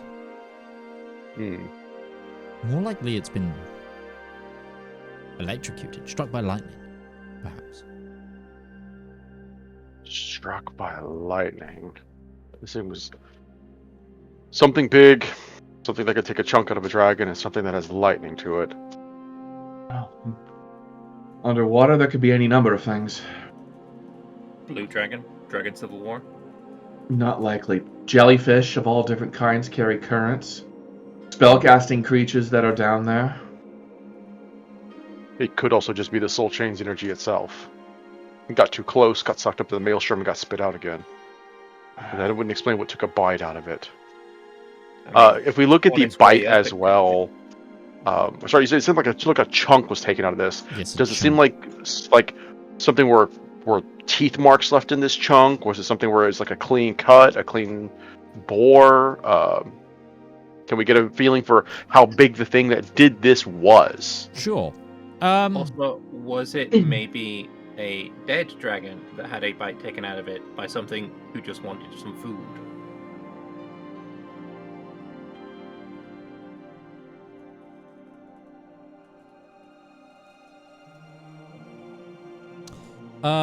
I would say that the chunk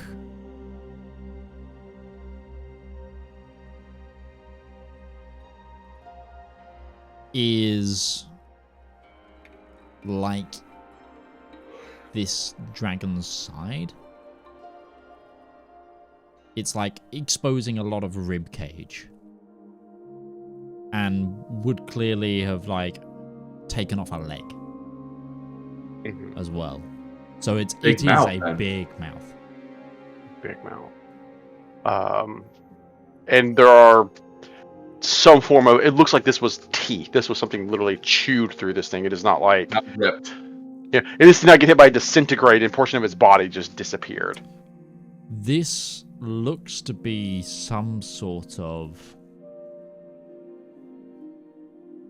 some sort of bite. It's a Goomba fish. Always a bigger one. Somebody got the reference. Yes. Huge attack! Please. I imagine as they're doing all this, Valymr is just stepping slowly farther and farther away. And Fred just kind of looks over at him like, our reasons to fear the water. I'm well aware. We're just not going in there.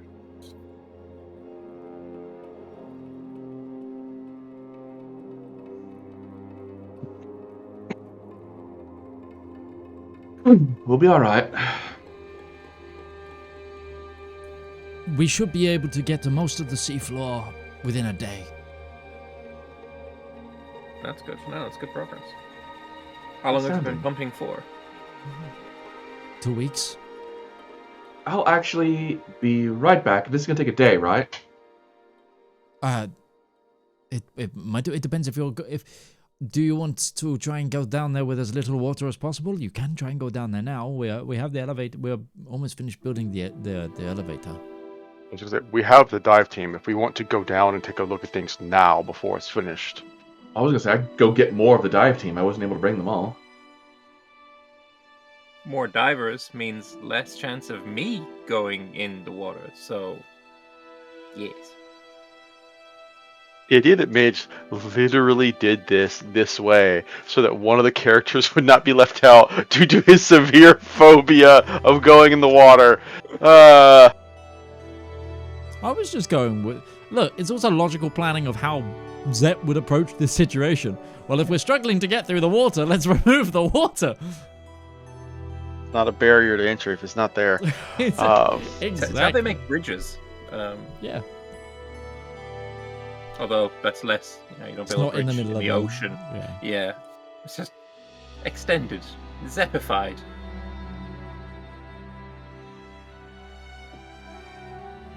Yep. Do you have anyone here who you said you had your dive team? Like, how are you getting that deep in the water? Does anybody have the ability to grant water breathing, swimming, or did you just have some brave souls going down there with helmets and a dream? Mostly the second one. We have a few potions of water breathing, things like that as well.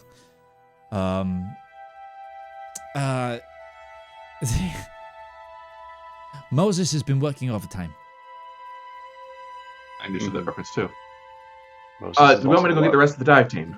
Moses was also your herbalist on the skyship. He was. I said, yeah, he also survived the skyship. Yeah, we're getting a real picture of just. I was like, so assuming that this is like, Brent's just like, Oh, Seb, that's did good you he was manage parting the to ocean. did you manage to dredge up all the trade bars and such that were managed in the last round of trading? He's doing the ship after this. We did. You say that we did explore some of the ship. We got into some of the wealth, but not nearly all of it. My first It'll priority go a long was way. bodies. Of course, as it was should be. It'll come in handy because things are rough. And then everywhere time became right of now. the essence of this. I've also been helping the Iron Duke design things. It's a little stressful even for me. For you? Yeah, Brent actually raises an eyebrow at that. I can admit sometimes there are too many projects. Brent looks around to basically a manufactured island barge that is pumping up the oceans like, so we know what the limit is now. It is taking what nature has done and deciding, no, I refuse thee. You want me to go get the rest of the dive team?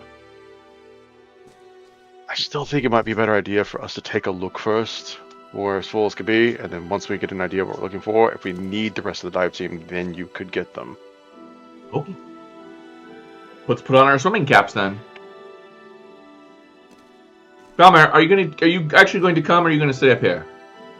I'm not going in the water. That's So there's a lot of exposed coral and stuff down there that you are able to that we've been using to get in and out of the waters down there.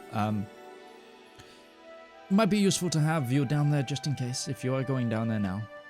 Don't you have one of them disc things as well? You used that before to lift things up and down? Oh, I mean, we have an elevator going up and down. You can stay on the elevator. Okay. The elevator goes down to some of the coral. You don't go anywhere you don't have to go near water to go down. Sounds good then. I don't suppose you're willing to let one of us borrow your cloak there, Valymr. I won't need it. Sure. I'll take it off. Breton is definitely the stronger swimmer between him and Ruby, but if Breton wears his armor, he will need the cloak. But if Breton doesn't wear his armor, then if Ruby wants to take the cloak... Ruby has a lot of mobility ways to handle if I need to get around. I'll be alright. How good can you cast underwater when you can't breathe? Potion of water breathing. Does partial water breathing let you cast spells underwater, though? So the issue with breathing, obviously casting spells underwater, is once you go to speak, you can't breathe anymore. So that's a problem. But if you can breathe underwater, it largely removes the factor. Might be a little blurby, but the magic is still the same. It's also one of the things that is highly contested on how it works in the DM and the player's handbook, because there's no firm description of how casting underwater works. And Jeremy Crawford just basically said, "Yeah, you can cast underwater once." Paraphrasing. Anyways, yes. So,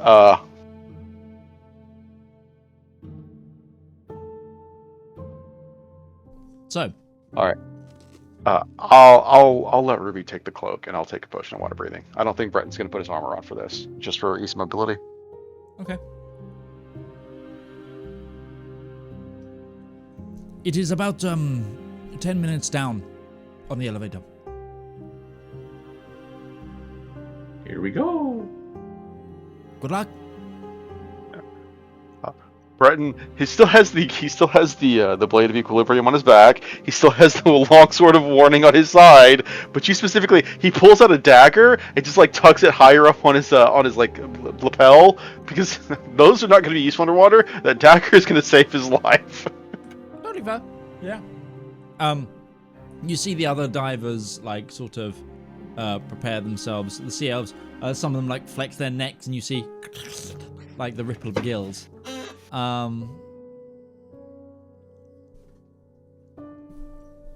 just you also notice now the vast sheeting as well, that is being used to create like the tubing, like that is secured around the bottom of the raft island and holding back the ocean. It's somewhat translucent, and you can see the ocean around it. Little bits. But this is like blindfold on. Yeah, totally fair. No, it's guys, it's because we might need it. After about 10 minutes, you reach the bottom. The elevator sort of lands half hovering.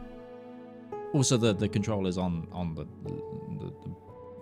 the elevator that you're on, probably. But it lands. It doesn't like go surface to surface on the coral, because the coral is slightly uneven, very uneven. But it lands like sort of hovering above, and you are able to step off onto this almost like hillside now of coral that's down here. And you also see across from you like a shipwreck that was crashed against this coral, where it came to its final rest. And then there's like probably 20 meters down below you, there is like a surface of ocean. Little bits of coral like sticking up out from beneath. But yeah. Right. You could technically skip stone probably your way over to the ship if you needed to, for whatever reason. I'm assuming they probably looked through that ship quite. Maybe. Actually, I don't know if they would have done that. Would that have been a priority? It's something we can do while we're waiting for things to progress, if anything, later on. But I think for now, Breton will turn to Ruby and the others and say, "All right, so I'm sure you heard what they said up there.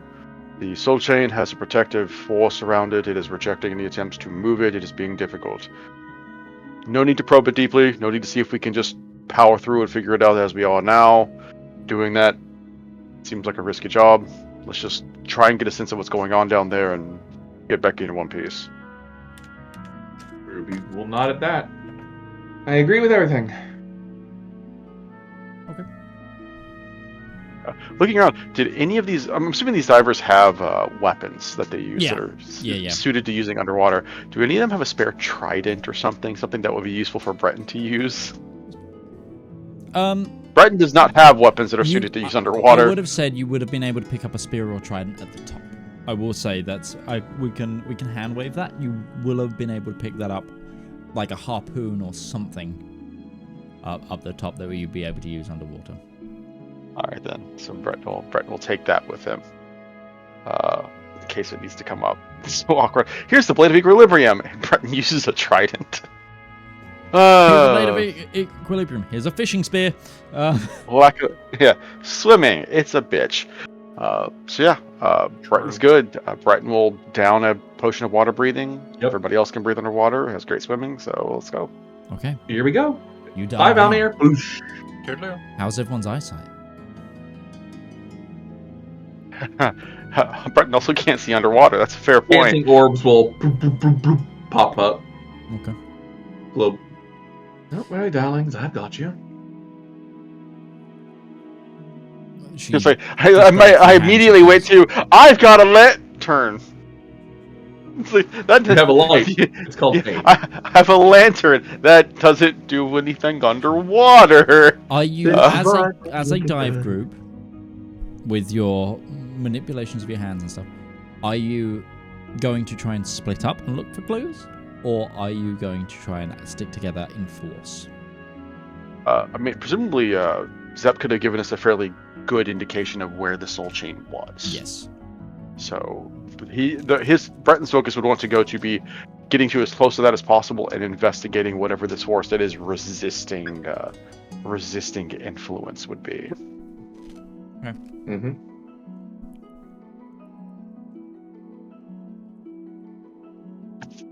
The light around you is pretty absent once you're in the water. It's murky down here. Not to mention kicked up sediment from all of the pumping activity. But it doesn't even require a perception check for you to notice the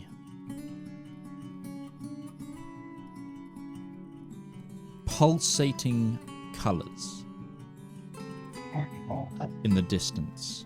Every now and then, a flicker of like static, lighting up a fractured corpse of a fallen dragon. Probably about 100 feet ahead of you from where you went in. Is the dragon's corpse completely submerged? Completely, yeah. So you wouldn't be able to see it right now, Valymr. Yeah, I mean... I will ask you, though, Valymr, anyway. to roll a perception while you're up there. I do have the blindfold on. Might be a problem. You can't see it. It's not there. I wanted to be a 1 so It bad. was so close, wasn't it? Sure. Anyway. And around it, you also see, every now and then, like lightning hitting the size of a Tesla coil, emanating out the chest cavity of the dragon's remains. Tesla, like a second cousin of Zep or something.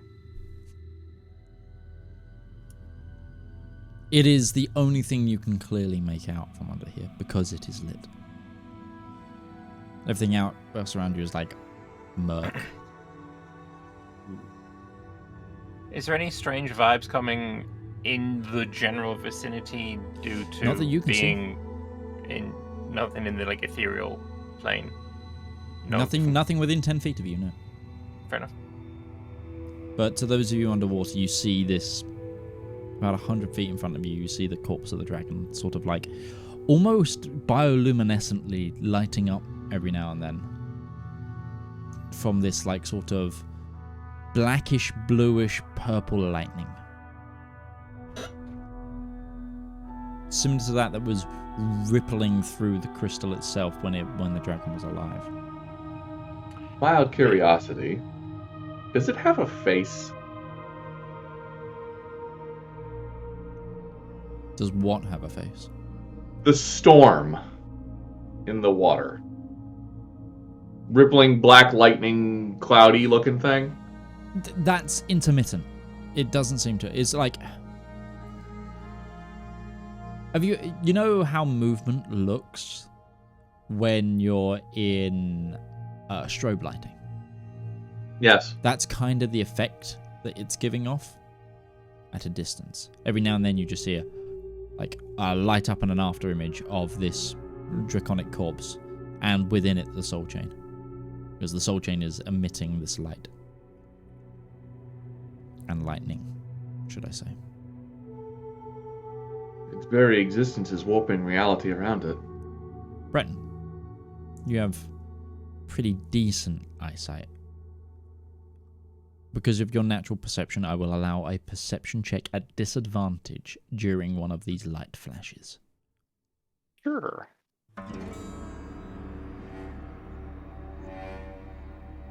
That's a 9. 9. Okay. No, you all see it ahead of you, probably 100 meters. Right, and I'll just nod and basically say to the others, "That's what we're looking for. So about 300 foot away. Keep a safe distance. I can't see for shit in the dark. We'll let you take the lead." I don't know what that voice was for. This is my best underwater voice I can do, I guess. Whoa,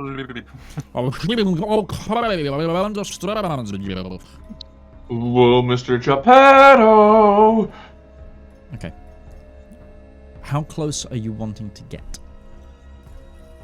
I How mean, there's deep is actually the light dragon? around it.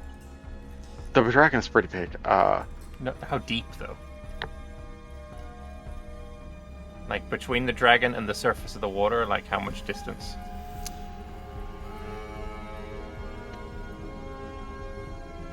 About 100 Actually, between foot. the dragon and the closest above land, above water level You land. don't know where the dragon is really, Valymr. No, I just said that's as close as I'm gonna get. Yeah, no, but you physically can't see the dragon to calculate that because you have the blindfold on. Yeah. So you don't even see the light ripples. I have an idea.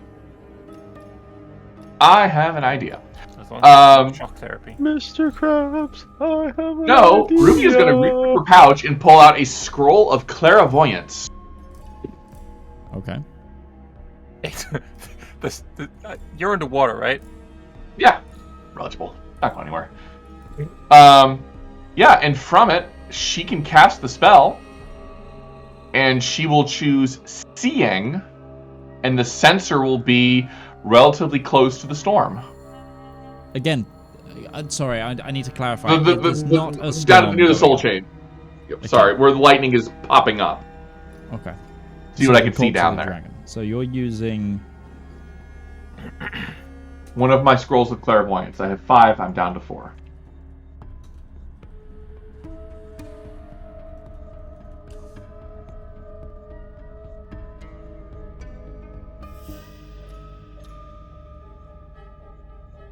Okay.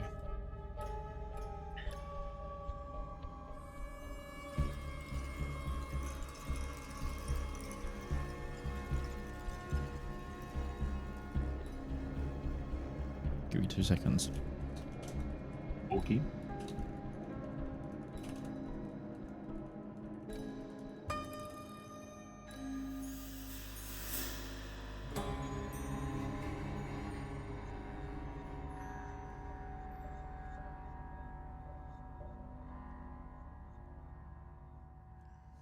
Now I need to check if is clairvoyant by the spell lists. I need to check what spell list clairvoyance is on. Fine. But clerics, sorcerers, and wizards can learn it. And bards. If it's on the sorcerer spell list, then you're fine. It is. Because if it wasn't, you would still need the material component for it. It's on the list. Yeah, no, it is. I was just. And the spell goes. The material component goes into the creation of the scroll. It's no, because it's a listed GP component. So on a scroll, you would still need it. But because it's on your spell list, it's fine. You don't. Weird interactions with scrolls there. Sure. So you're gonna put on the sensors as close as you can to it. Dragon. Yeah. Okay. It's invisible. It's an invisible sensor. Theoretically shouldn't disturb anything.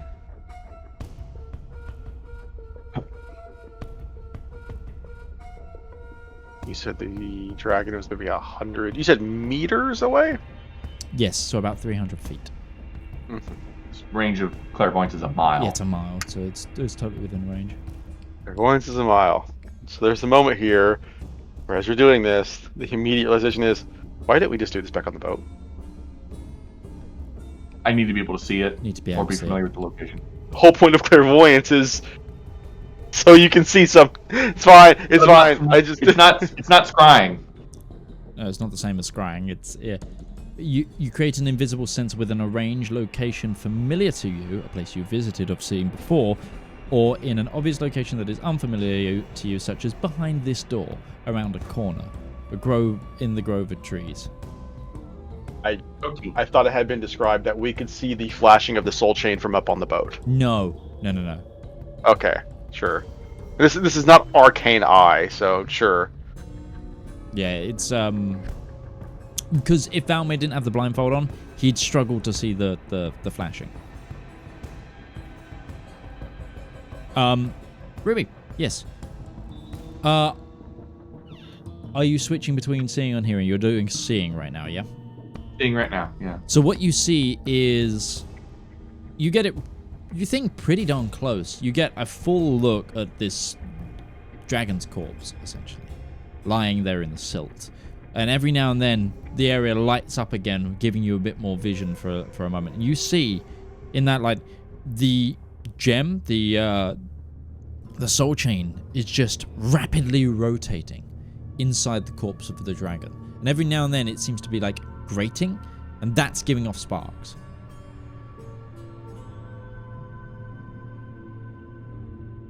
Grating on what?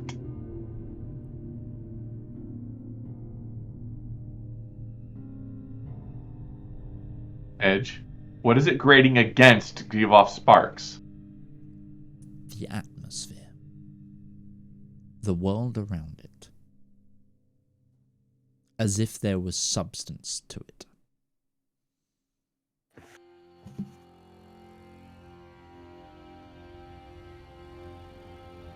Give me a perception check as well, in these moments of flashes.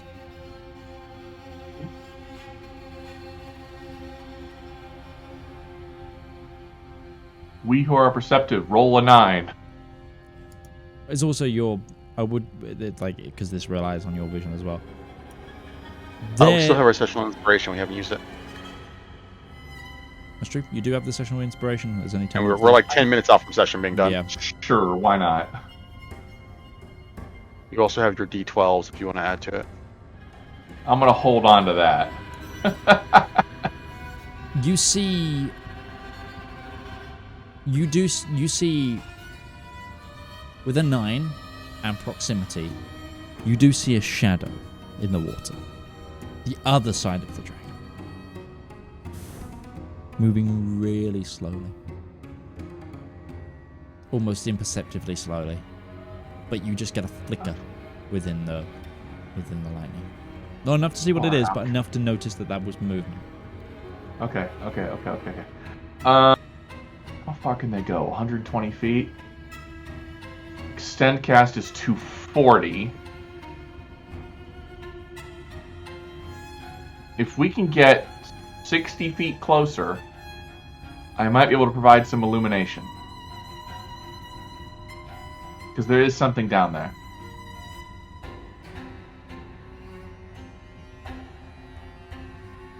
Distant cast, not extend cast, I'm sorry. Mm-hmm. I knew what you meant. Breton, who is currently just in the middle of the dark, just says, whatever you're going to do. I'll leave one with me, but she's going to get closer, and she is going to cast Distant Spell. On your dancing lights? On Dancing Lights, so they'll go... Yep. To provide illumination to the shadow that she thinks she sees.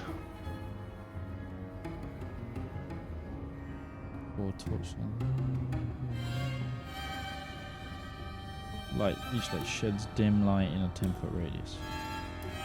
This bonus action remove the lights specifically on the spot. Okay. I will allow you both to make perception checks again to try and see if you see the movement. The area is lit up a bit more now, but Dancing Lights is a very dim light spell. So it's not perfect. And the lightning is brighter every time it hits. 12? Okay. 22. Breton. With the contrast of color created by the dancing lights, within the lightning you see a creature, snake-like, and elongated, weaving in and out of the gargantuan skeleton of the deceased dragon. It seems to also ripple with some of the same lightning. Here. It is a long, sort of wyvernish thing, from what you can tell, with smaller limbs running its way across the body. Not winged like a dragon, but I think it's over here. Centipedal? almost. Imagine like a draconic centipede, but not like as many hands, arms, and legs. It's very long, but it keeps coiling and also darting into the sands of the silt in the bed of the water. Big ol' thunder lizard, lightning lizard thing. Lightning dragon that can't fly, but they swim and they really hate dragons. I'm fairly certain it's up here.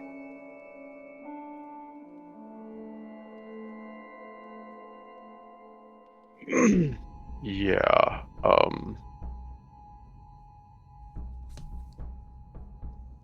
It doesn't seem to be bothered at all by the soul chain and what's going on with it. No, it's almost... You see like a ripple of the lightning almost absorbed by it, empowering it maybe.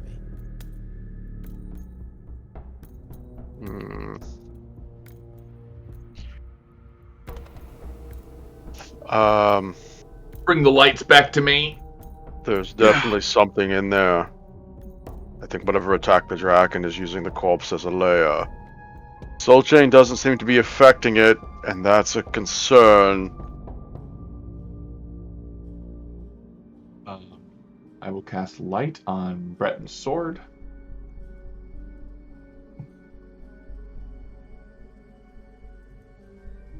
Casting light on Breton's sword. Okay.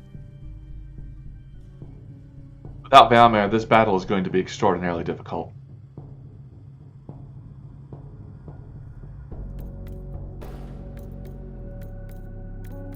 Well, we know what's down here. It might now just be time to see if we wait for Zep's plan to follow through. Back up we go.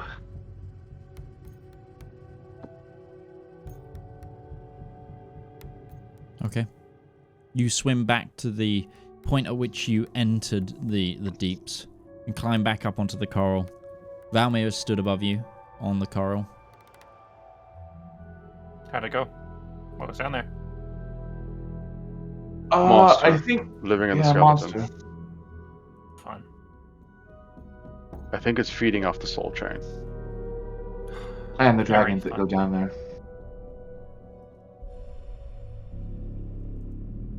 What kind of monster is it? I think over here. No Giant idea what one of those is. snake-like lizard dragon thing. Lots of lightning, Native which to explains water? why. No, Tilts her head? No. but here are not native to water, which is why Breton's not saying it's here. Ruby thinks it is. I'm But not who knows what... entirely sure what it is. I'm not exactly an expert on underwater, and it could be something extraplanar like the lava worms that we've just never seen before. Possible as well. Well, if it's something that can swim pretty good, then maybe draining this whole thing will give us, like, if we have to fight it to get to the soul chain, maybe draining this thing before fighting it might give us an advantage. Might Remove one of its have to be a advantages. requirement. Otherwise, we're not going to see the damn thing down there. It's too dark. I think the issue we're going to run into is once we finish successfully draining it, while it's going to give us the opportunity, it's also going to give the dragons the opportunity as well. which is going to just complicate things. There's going to be a very tight window from when this is successfully drained to when we need to get in there and do it. So I think we need to be ready to go in the moment that it is vulnerable to us. The bite that was taken out of the dragon up top have the same sort of mouth size, this thing that you saw down there? Could it feasibly be the thing that It could be took its leg feasibly off? the thing, you would say, Breton. Mhm.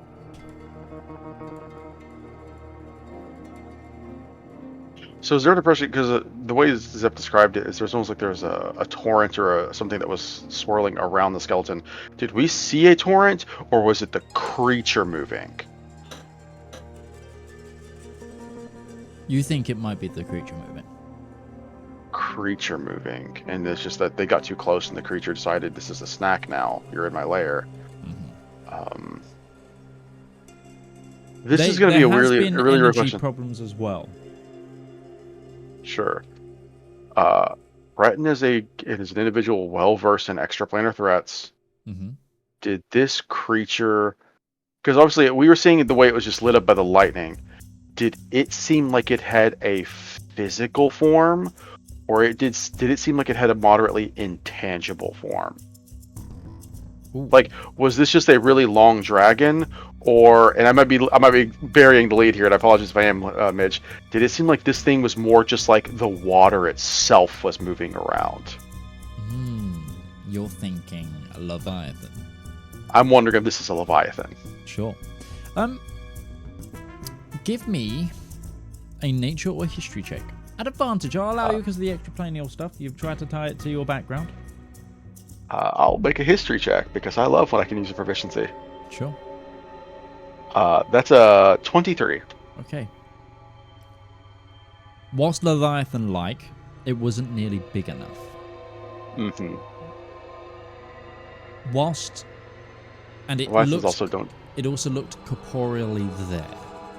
Okay. However, you have lived in Giviarma. You lived in Giviarmaville for a very long time. It's a Yeah. coastal town, a port town. Mm-hmm. Stories of the sea often travel on the lips of sailors. You know, the southern seas were often depicted to be full of various sea serpents. Sea monsters. Sea monsters. Yeah, of course. And there's a really There'd be famous dragons. story.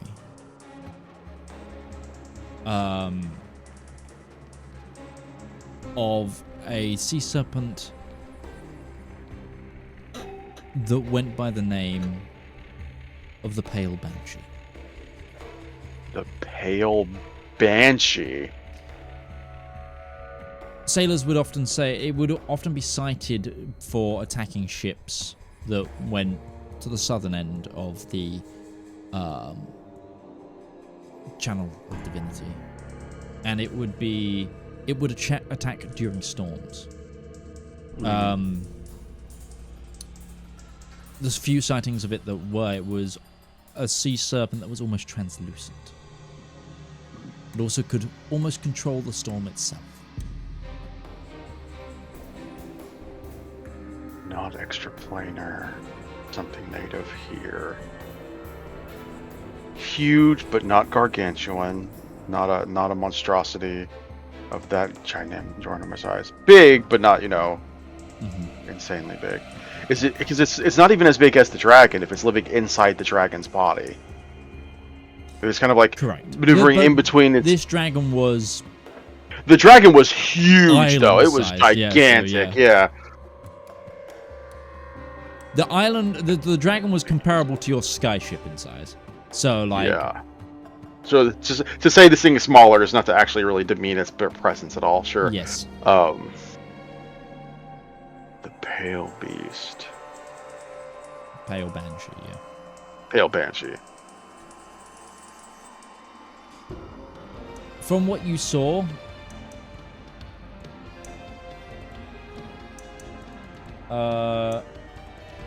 you would put this very least into the huge category. Mm-hmm. I imagine at the very least it had to be huge. It could have just been a smaller gargantuan too, but But let's yeah, say, it could be. Could well be. And you did note that it had limbs.